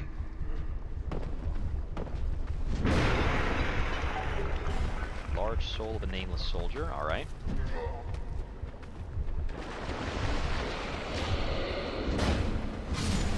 I'd like to avoid these weird abyssal creatures if I can. On over here. Looks like I can make it all the way down.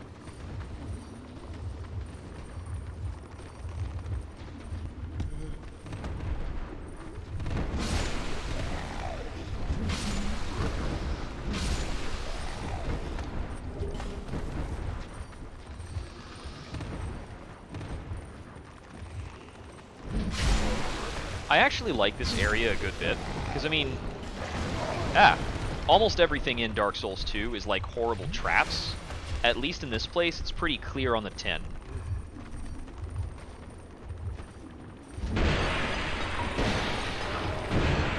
Like, if you didn't know this place was going to be full of like surprise sneaky dudes and traps and poison, like you don't pay attention.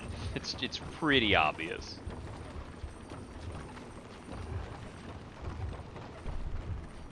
Where can I get from?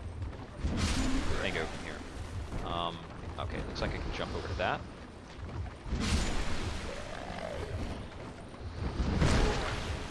And, like, the enemies here are largely fair. There are a couple things around that are pretty tough. Oh. Got a Dark Spirit. I grabbed a ring. I'm going to check on what that ring is a good bit later. Okay, this is the abyssal area I was at a moment ago. Okay, I think I can get over here.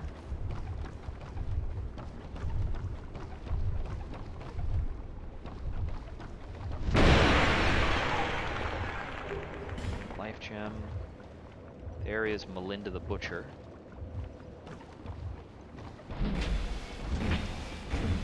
And there goes Melinda the Butcher. No problemo. What was the ring that I got? Okay, human effigy, noted. I think it's the Ring of Soul Protection, so I don't remember having one of those.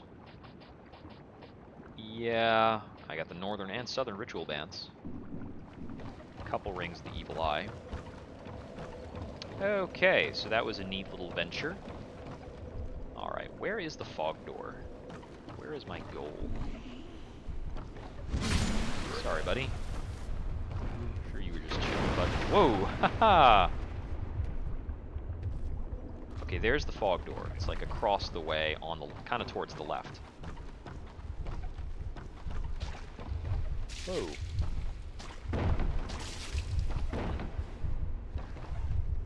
Okay.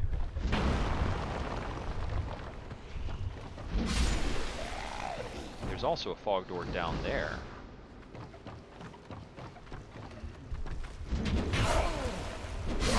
Forgot. These dudes inflict incredibly high damage. They're very clunky attackers, though. So, it's mostly on you if you're going to get hit by that. Like, these are just normal, slow-attacking zombies. Just a few of them have dark enchanted weapons.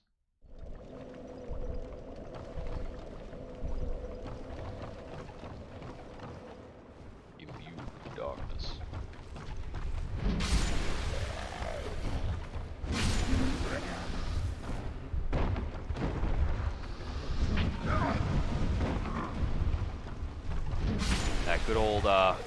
That good old torch frenzy attack pattern from Dark Souls 1.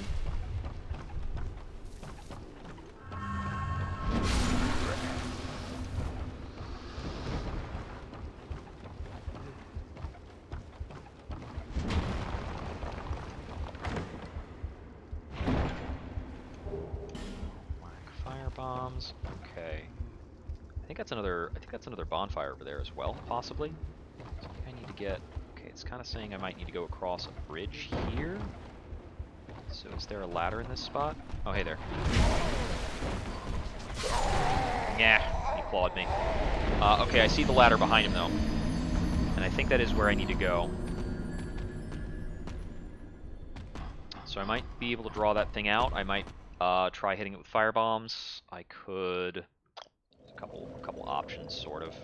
They're not great options per se, but let's get this back to fire bombs. I think if I'm liable to use any consumable here, that's probably it.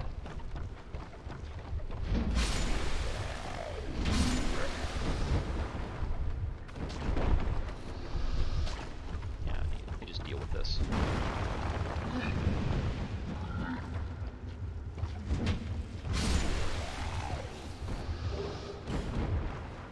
The torches they drop are useful enough. It's cool to have a lot of extra torches. Right, and then over here, get extra special poisoned. Climb up to the top of this and use a monastery charm. Oh my god, it takes so long to use that. It's really nerve-wracking. Like, will I get away with this?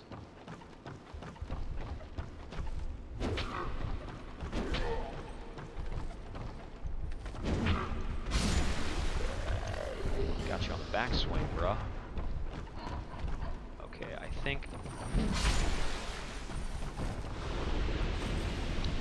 think there's a lot of scary stuff over there that I don't want to interact with.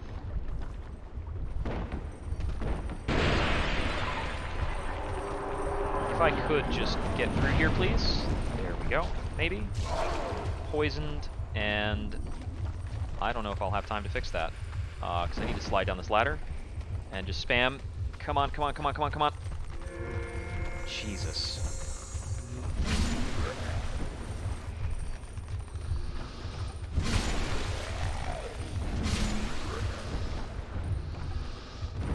Adaptability controls how quickly you can use items. I hate you so much.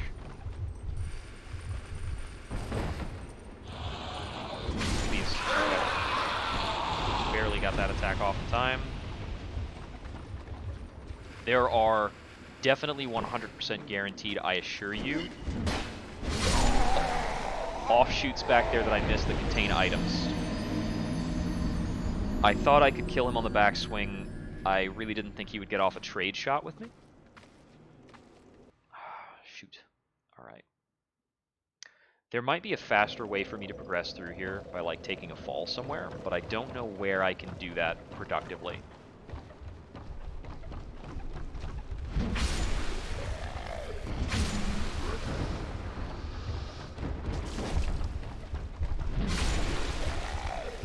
I think the biggest problem here is going to be the poison. At this point, I've already consumed several of the items that allow me to deal with the poison. Let's see. Looks like I haven't fallen down into the area below this. I don't know how to fall down into that area. Alright, moving right along.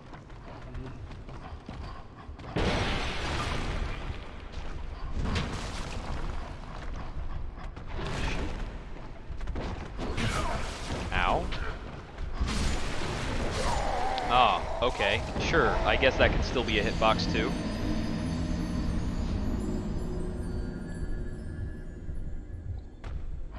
I don't believe the poison spigots do this much damage. Oh my god.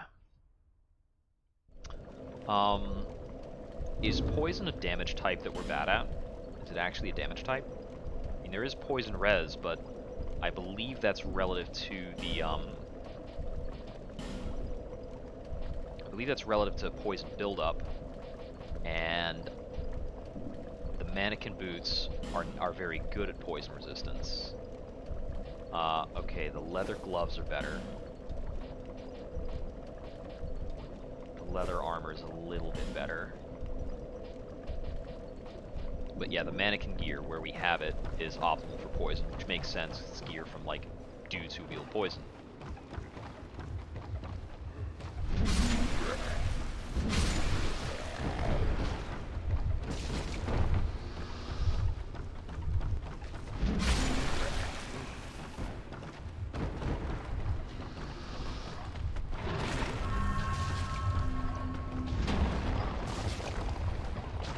cool. It clipped to the ladder this time. Last time I like didn't ladder snap and it messed with me hard. We are overlapping another bridge here, but I think that's the bridge we were using earlier. I don't think it's a meaningful bridge. Like, hopping down into this, I don't think hopping down into this would help. That's what I'm like taking a moment to mentally check on.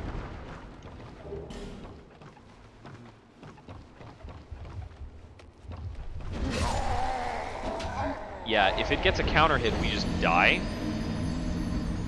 That's tricky. I need to respect those enemies more, which is difficult because I can barely see them. A couple of them have just kind of shown up, like, hey buddy, what's going on? It's an awfully nice health bar you have there. It'd be a shame if it just went away.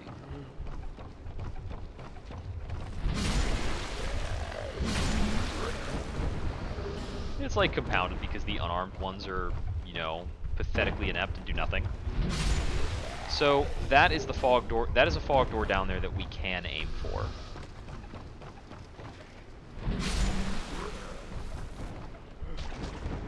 We just have to like remember how to actually get down there. No, that's not what I wanted to do. I wanted this item. Whoa! Oh, we're dead.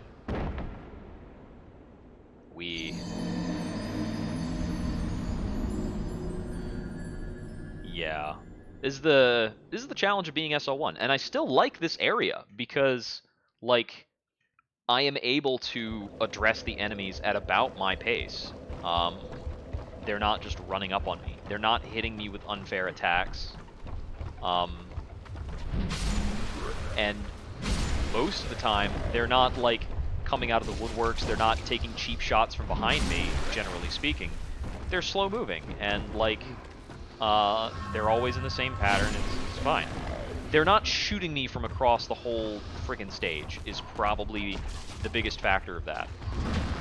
It's just like a spooky place with like a lot of stuff to manage. I thought there might have been a ladder there, and I was wrong.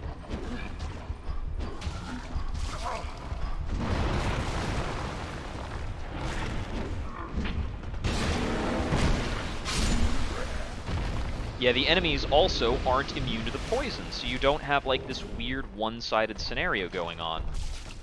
Oh, crap. Am I dead? No, maybe if I can get to the moss, there we go. Yeah, the moss is used super fast. I just haven't found a vendor for the moss. Okay, I'm gonna do myself a bit of a favor and light some torches.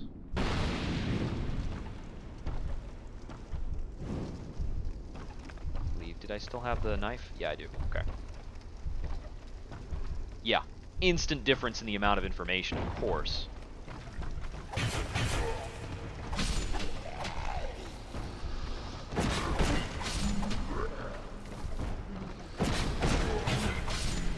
And of course, the enemies here aren't so tough that you can't kill them with a knife, except for like a couple of them.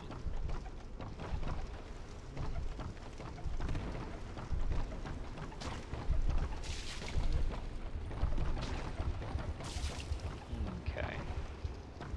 There are a couple weird circumstances with like overlapping interactables.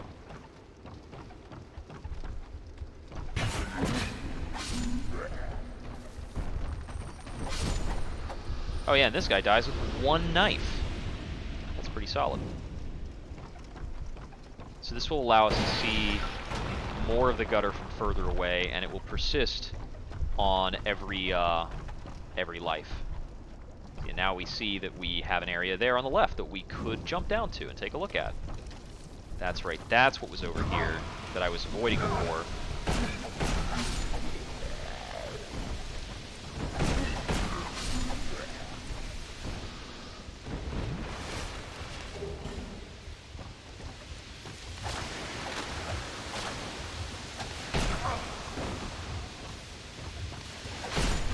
So underneath our weapon is a slim red bar. That is the durability of the weapon. Orange is basically shorthand for corrosive, and it damages our equipment mad fast.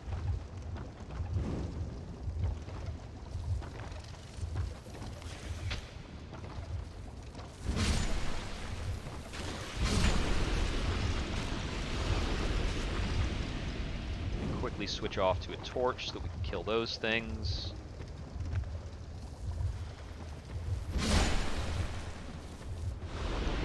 I forget what we get in here for this. Wicked Eye Great Shield. That's not going to be important for us because it has the word great in it. And that is just not how... we're just not allowed, basically. Okay, this area has a lot of poison statues.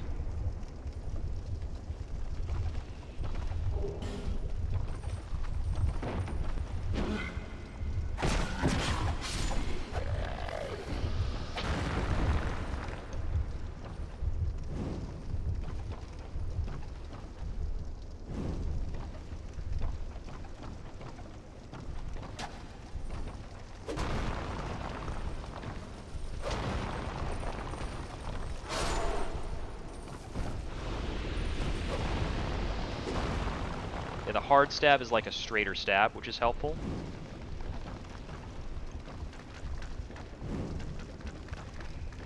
And we've got this spot. I believe these guys are all poisonous.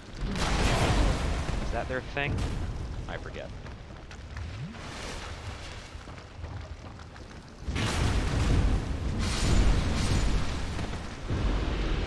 I'm actually gonna burn an effigy here to get back up to max health.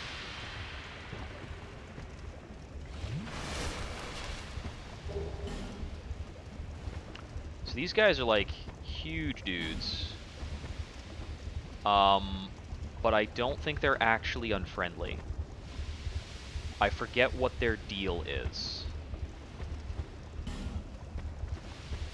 Yeah, they're super weird.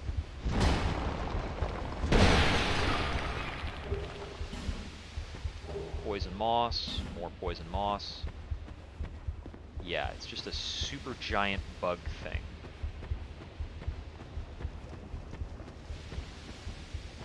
And I don't remember if killing it is actually rewarding in any way, shape, or form. I think there's technically like something you can get out of it. But I forget what to do with that. Anywho, moving along.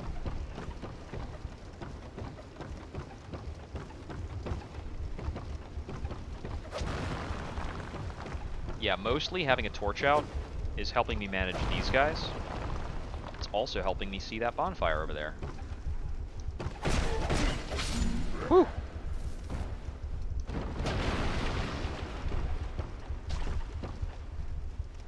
All right.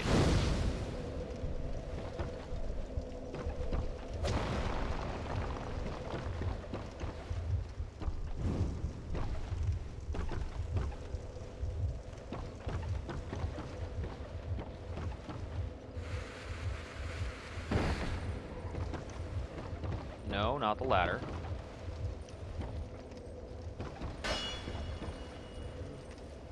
I'm in danger now. All right. That was a bit of a comedy of errors. But we did not die, and that's what matters.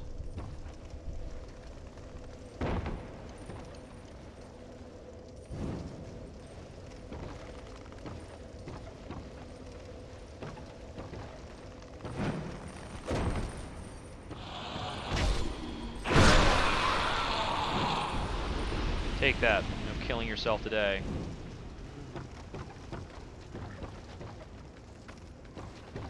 Okay.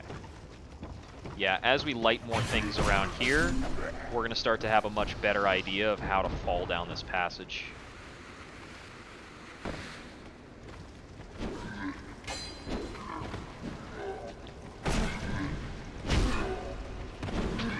Did our stamina run out?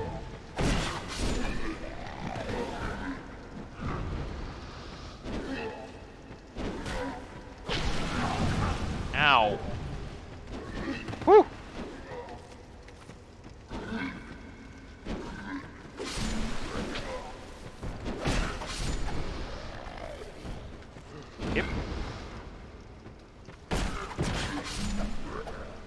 we go. And now that that's all managed safely... And 20 life gems. That's pretty solid for us being SL1.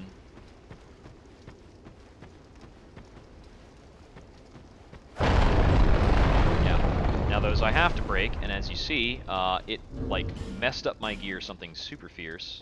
I think I've got some spare repair powder.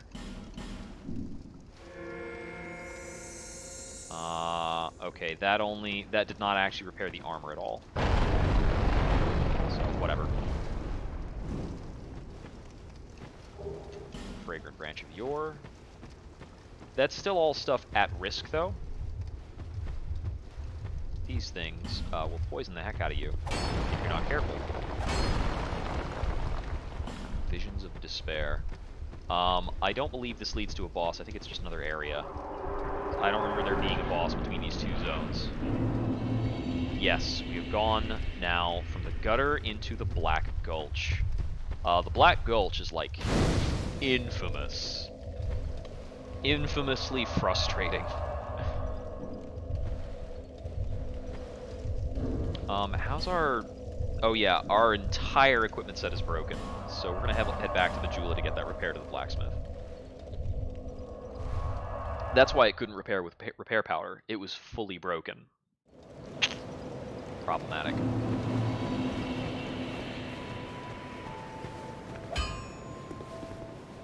Hey, buddy.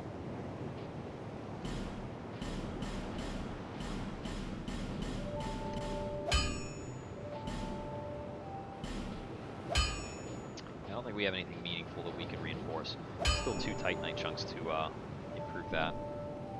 You'll need so. I know. Don't wait. I'll be around. Okay.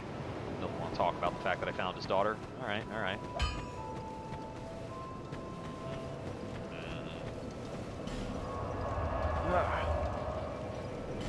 So there's a lot of stuff to try and take care of in the Black Gulch. There's a bonfire at like the far side of it. There are some like pseudo-secret enemies and other things as well. It is a bit of a nasty place, with all of these poison statues being like all over the place. Yeah, poisoned immediately. I'm just gonna take a quick sprint through.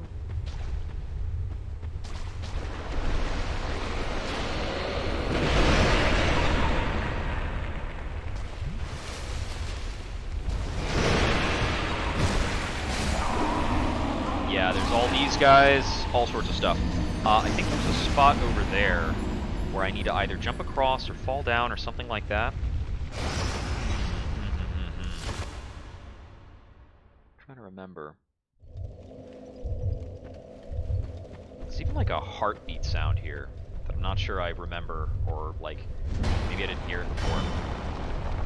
Anyway, the biggest issue with Black Gulch is that getting through all of these statues, like attacking them and such, is super tedious.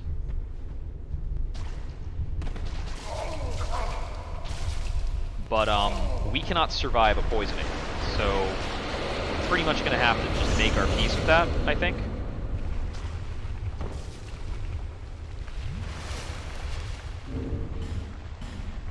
I do have more moss. I don't believe we have the key for this. Nope.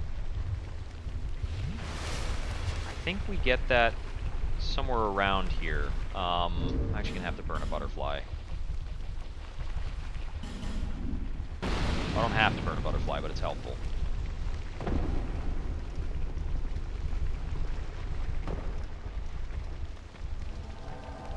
Oh, come on. So I believe it's through here that we run into the 2 giants. These guys are tough. They are in a pair. I don't think I can cheese them because I don't think they'll actually leave the cave. As much as that would be nice. I mean, they're still kind of cheesable, and I might still. Let me see about possibly a poison knife cheese. These guys are really obnoxious, and I don't want to have to run through here and like try to fight them like 6 dozen times. Just need a lock on. Come on, give me a lock. What the heck is the lock-on distance? Here, take a poison knife. What do you mean it's not a lock-on?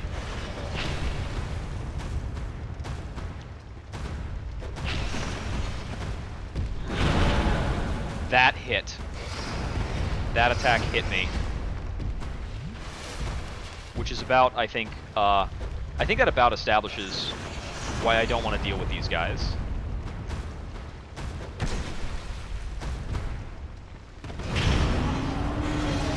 Okay, that has gotten him poisoned. I don't remember how long that poison will actually stay on him and tick for. I believe we only have enough poison knives to, like, let that happen one more time. And there are two of these guys. These enemies don't respawn. If I can kill one of them, I could fight the other legitimately.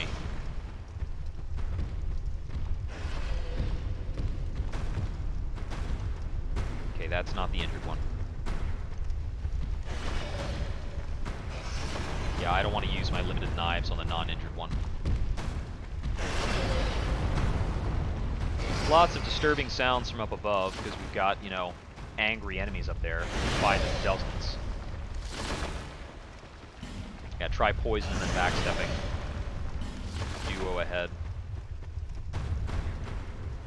No, it's the other guy. So there is, like, another spot over here. Whoa! Shoot. That's like an elevator thing. It's useful, but not if you get yourself killed. Okay. I'm gonna try that again. Same strat, basically. Actually, wait a sec.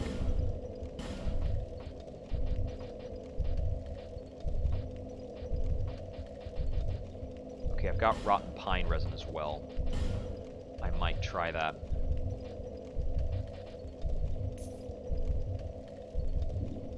Either way, it's going to be in conjunction with the knife. Torch doesn't help me out for the first area here, except that it will pretty much help me see the platform that I need to land on.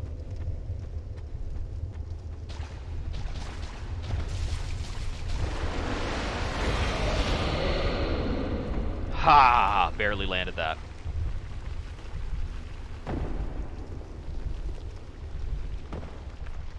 Okay. Yeah, Woodland Child Victor's not even going to show up down here.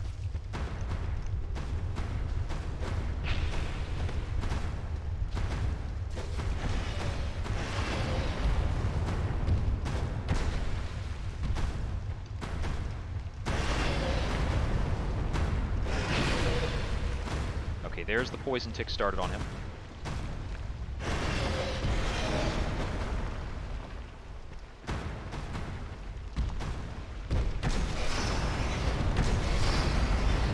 Try some lacerating knives to trigger a bleed.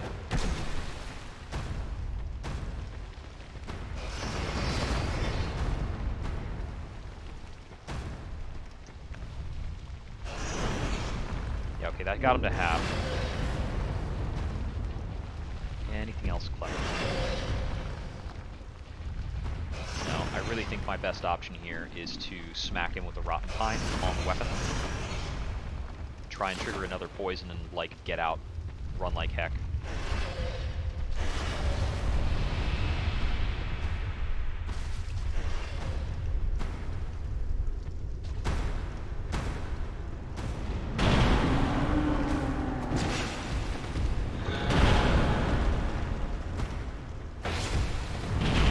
Ow.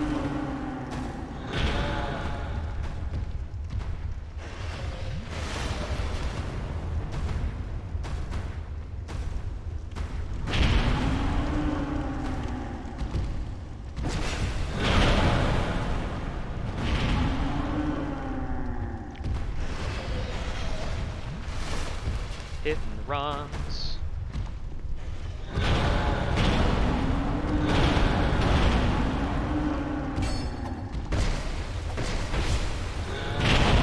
This is a run where we try to tough it out like plenty, and we do a lot of fights the hard way. I am super in favor of cheesing this.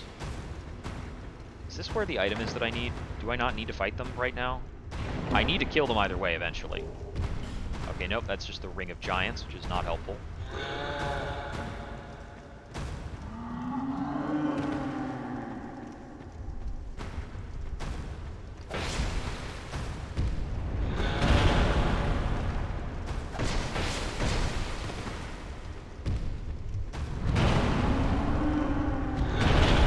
Still has not triggered poison on him.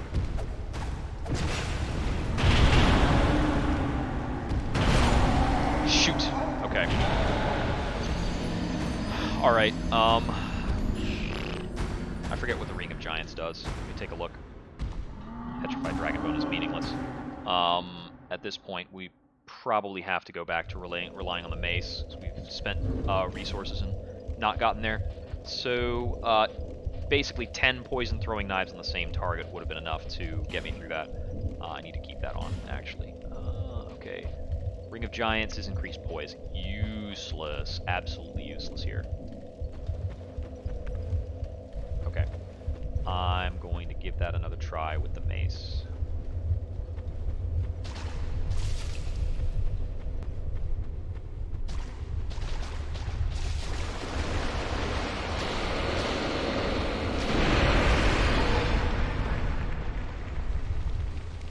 So, killing these enemies is mostly important for, like, some weird late-game stuff. Yeah, Woodland Child, whatever. Forget him. I could try this with Aromatic Ooze as well.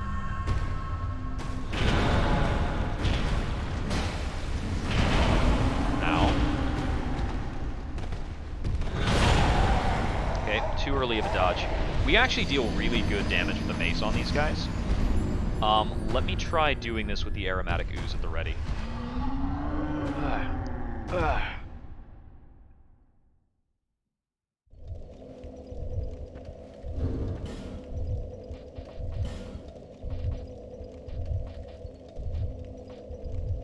it is.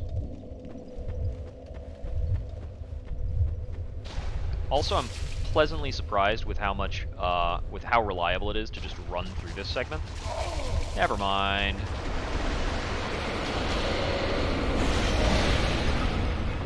That is pretty obviously what would happen there. That's okay. We've got a bit more moss. Good for a few attempts. Alright.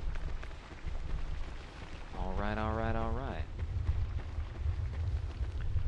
Like I said before, these guys don't respawn. If we can kill one of them, we can fight the other one, like, more carefully, however many times it takes.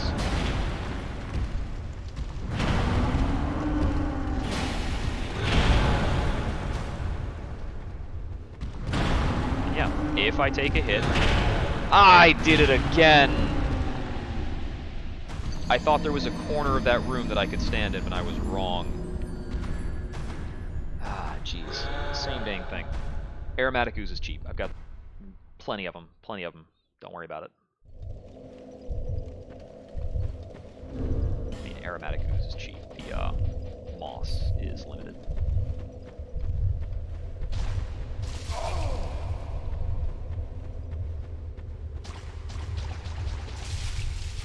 Okay, that's moss.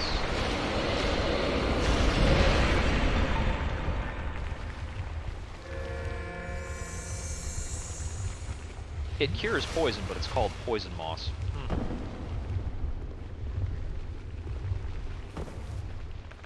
I do not understand. And something fell off a ledge.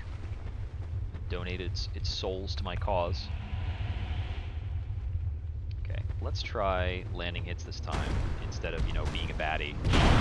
Ow. Other hand, you know, it's fine. You can just die.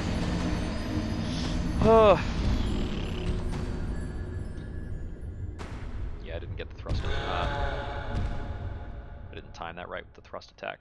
So these guys drop a key that's pretty important, is what we're going for right now. They drop a key and they drop giant souls. You need to have 5 giant souls to... you need to have at least 4 giant souls, optimally 5 giant souls, to be able to kill a boss later.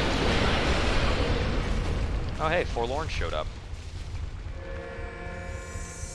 He's not going to come down here after us anyway, so it doesn't make a difference. I mean, the only reason to kill Forlorn is for his armor set, and we don't care. We're not going to use his armor set anyway.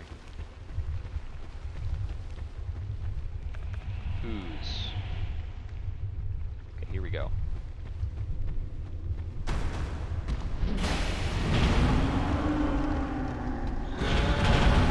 Okay, I was trying to roll through that. Rolling through their attacks is really hard. When there's that much delay, I have no idea, like, how I have to time it. Woo!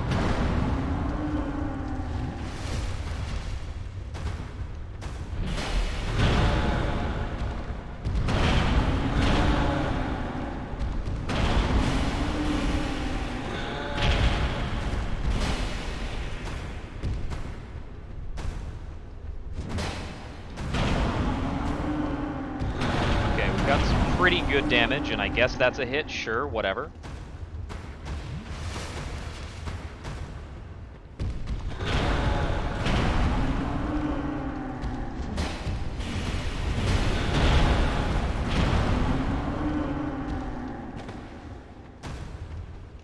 I'm not going to fall in that hole again. Yet. Okay, it's you.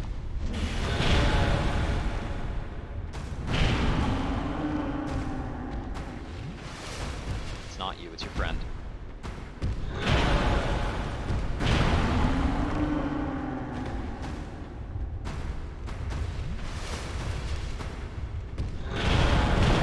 The radius is so big on these swings, man. Okay, there's one. These guys can be like a zip code away, and the game's like, yeah, that's legit. We're out of Estus, but that's okay. We have the time to equip a life gem and just life gem our way back up. And I'm actually going to I think I'm going to reapply Ooze as well at the time. I have the time and the Ooze. And get him into his backing up animation, I think.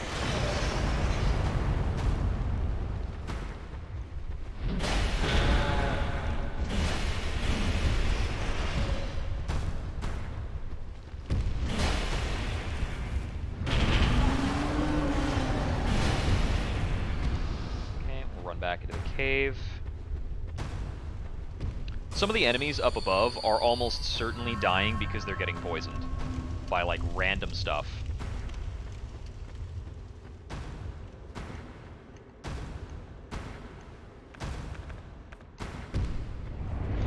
Oh, okay. That hitbox made no sense. I was like two giant-sized character models behind him, and still took that hit.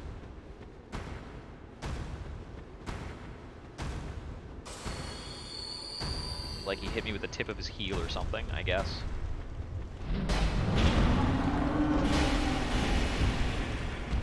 That should be it. Forgotten Key and Soul of a Giant is what we were here for.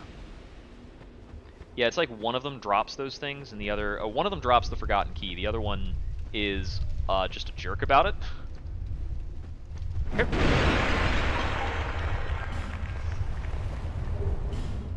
Silver Talisman, alright. Okay. And I couldn't get the jump to come out there, is why we died, but that's fine. We don't need to keep going back down there. There's not a benefit to going down there and then taking the elevator back up, it just drops us off at a place we didn't need to be anyway. Alright, it is super dark in the room. I'm going to fix that super quick.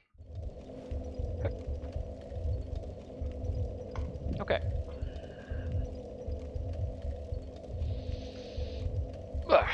That's better.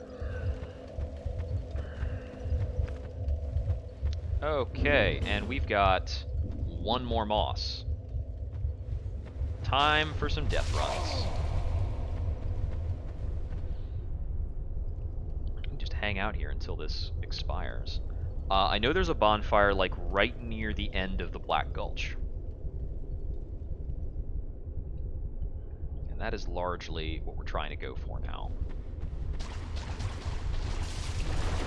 Also, there's like a little spot up in here. Should should get us an item of some kind. Not important, but whatever.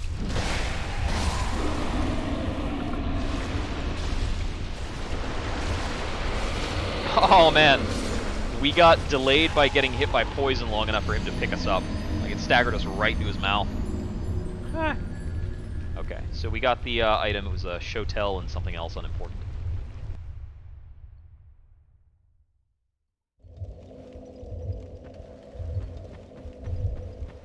Alright. Huh. Alright. Stand still for a bit. Wait for the poison to calm down. And this is with pretty good poison resist gear at the moment. Actually, hold up a sec. I'm pretty sure I have a poison bite ring that I don't have equipped. I am a fool. There it is. Now we should be with good poison resist. Might be able to take an entire 3 poison attacks without being poisoned. If that many. We're gonna just kind of blitz past these guys. And blitz through here. And we won't have time to heal. Okay. I need to remember where the bonfire is. Because it's not... I don't think the bonfire is through that fog door. I think it's before that fog door. I think that fog door itself is the boss. Let's see. Let's see.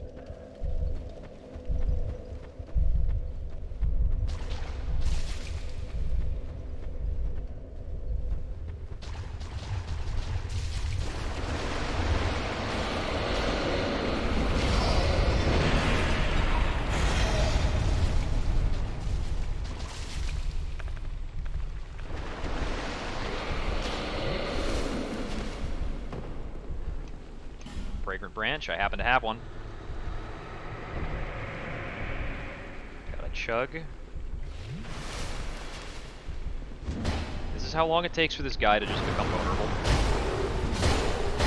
There we go. Bonfire! Yeah! Alright. Oh, we can't use it because there's an invader. Pharaoh's Lockstone, okay. Got poisoned again.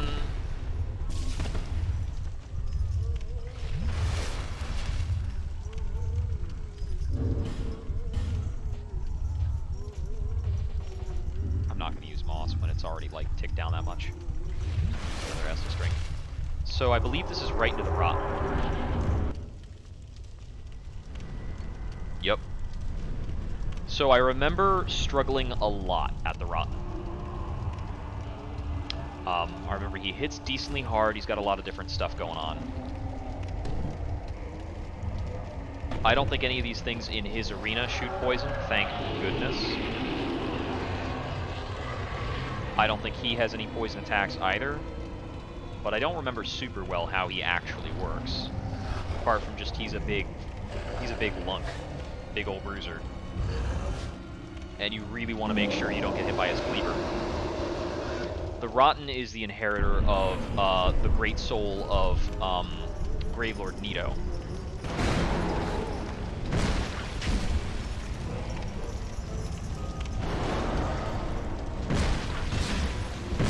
I think we largely do just want to stay behind him, right? Okay, that hurts a lot. And we've got these fiery spots in his arena to deal with. Okay. This is an opponent where using Aromatic Ooze is fairly effective. I believe this is also like this fight is theoretically better done with a rapier if we had the ability to wield one, which we don't at the moment, but it's doable now that we have that what's it called? Now that we have that key, I believe we can access a number of areas. I think we can actually get into some of the DLC zones now. Okay, yeah, so long as we chop through all that stuff, we are fine. He does, like, kind of catch up with us. He's actually going to hit us. Okay, so we actually need to kill this guy because he's going to prevent us from going through the bonfire, going through the fog door safely. Yep. It takes a weirdly long amount of time to traverse fog doors. Fire doors.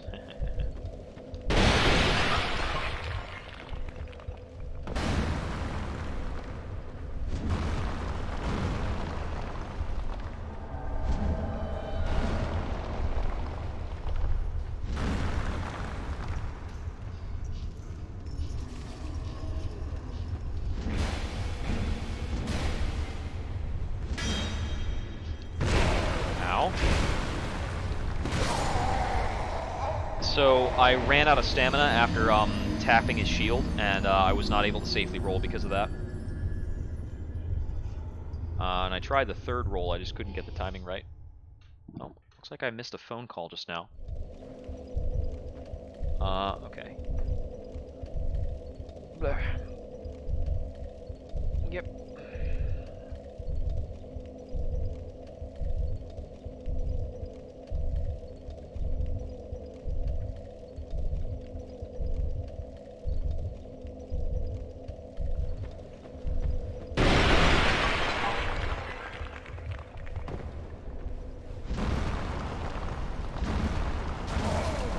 Okay, that is a lot of poison.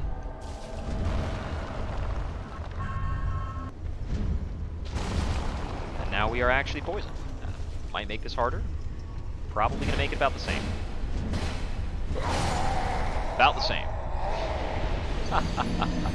Yeah, if I was just going straight through the fog door, I'm pretty sure I could get through.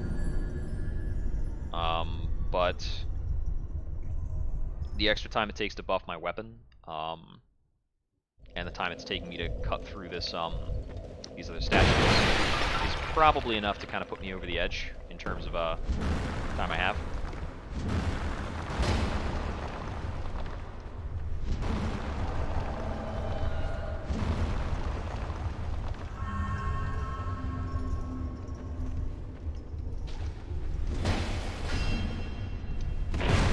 Look at that! The way that, like, swings back around to tag me. It's insulting, man.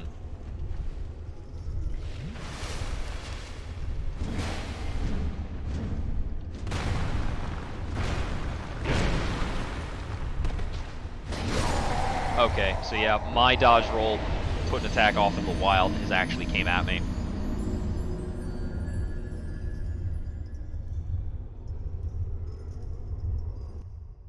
Yeah, the window to make the dodge roll attack not happen is a little strict, a little tricky. I think I'm actually going to try applying Aromatic Ooze for this fight with this random phantom.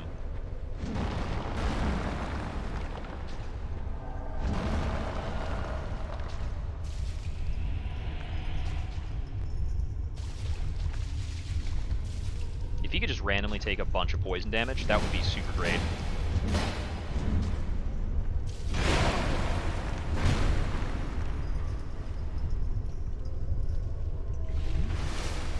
Letting me drink. It's somewhat honorable.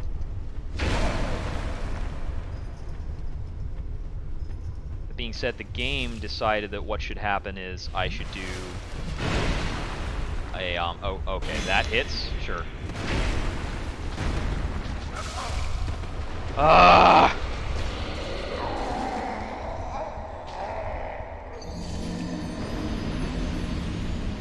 I swear, the bit where I roll and his attack, like, suddenly corrects into me is infuriating.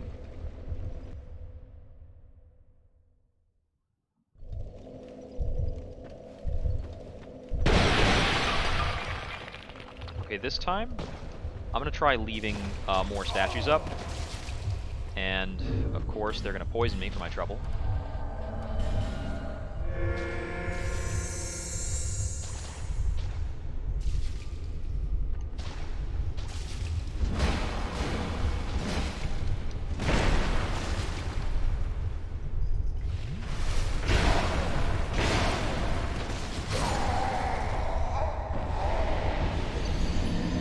Yeah, I don't know if it's possible for him to take poison.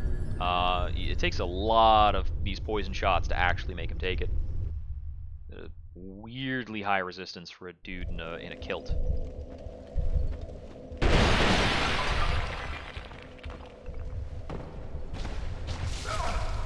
Okay, it headshot me, which caused me to get poisoned faster. I think that's what just happened. My god.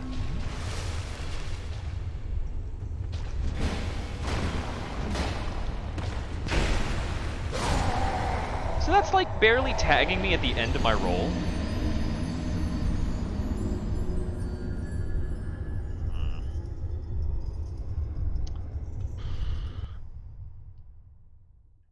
I guess I could maybe, I guess I need to delay my rollout longer, because I'm trying to avoid this weapon entirely instead of, like, relying on dodge frames. I guess I just need to use the dodge frames to get it. Also, I need to not get headshot by the poison statue traps.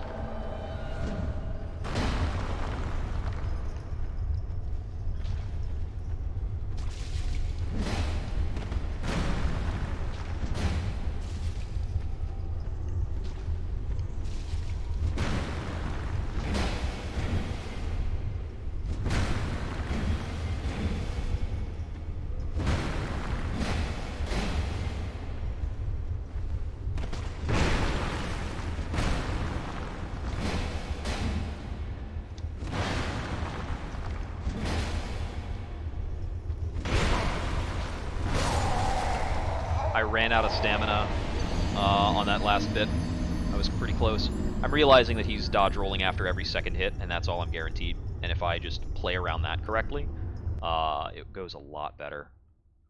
Yeah, if I abide by that stratagem and I use the aromatic ooze, I think I've got him.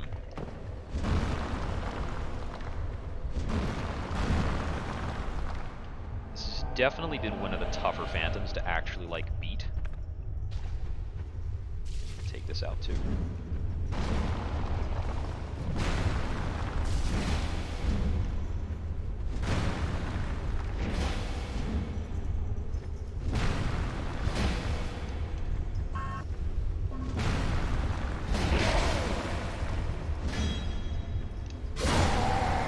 Wait, I still had a buffered swing?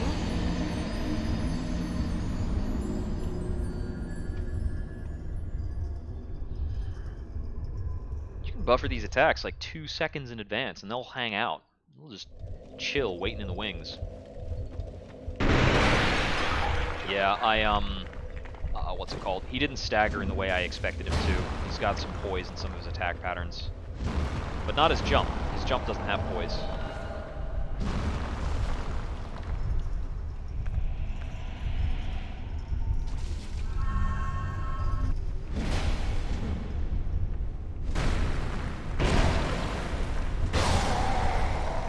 Can't always. I don't know how many follow-ups he can actually do. Like, I don't know how much he's capable of. He's just super random.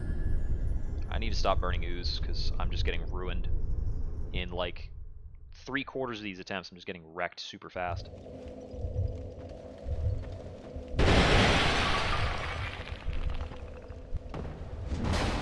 I wonder how my parry window actually is.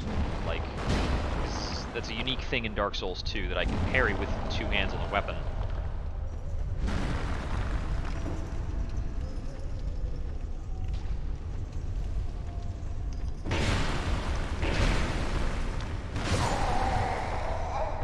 What even is that? Like, he like instantly switches to the spot I am rolling at, and the swing corrects. My swings don't correct to anything. And I don't think that's a weapon property thing. I think that's just like... I think that's weird AI jank. Like, that's just the computer compensating for, like, trying to not let people backstab the NPCs, I guess.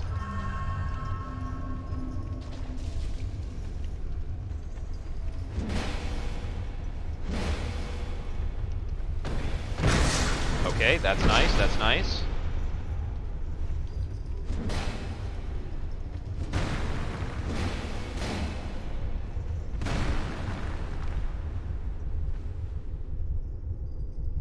Please put the shield away.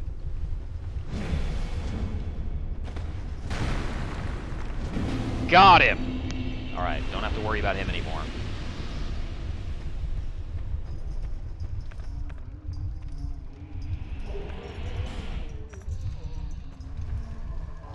Okay, here we go.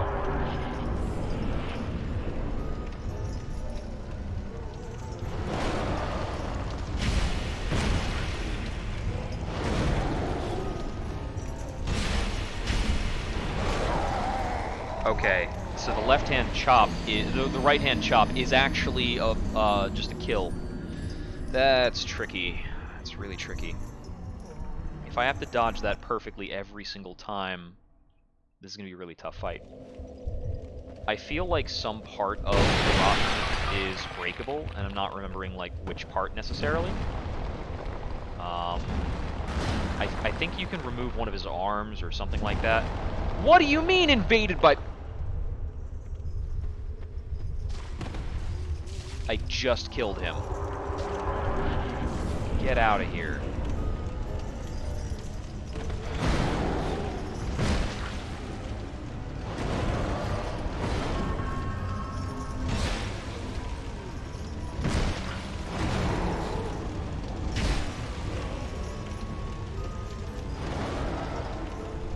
I'd kind of like to see what that item is, but it's behind too much fire. Not going to be able to get at it.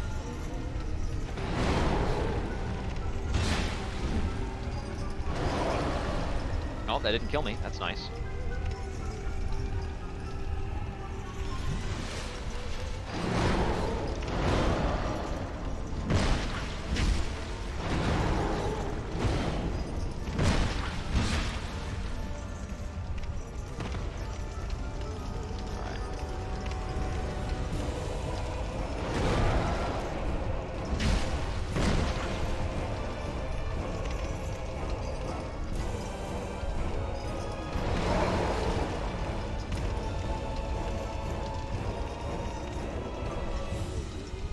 Walk over the fire without trouble.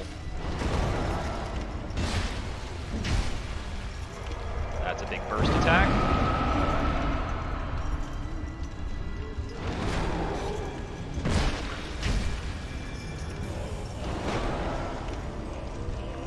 I'm actually going to use ooze here. We're doing pretty well. That's a magic thing? I don't like that. Grab. Magic burst, and death. Okay, that was a pretty good attempt. He does have a number of dangerous attacks, but he's slow enough that we can get away from him as we need to. Alright, I'm going to give this one more attempt, and then we're going to close out for the night, because that is just all the time I had. So if this is the last attempt, let's go ahead and burn a human effigy. So we can come at this with our full spec.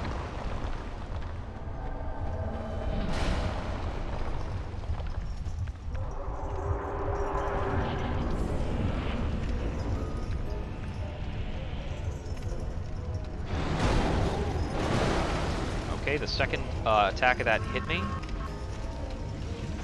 Bummer.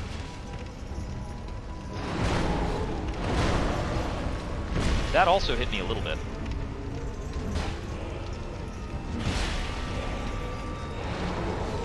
Oh, burned ourselves a little. Yeah, I think his left hand takes more damage. And I think we can remove his left hand if we conduct the fight correctly. It's just a fleshy bit. Alright, let's give him some space.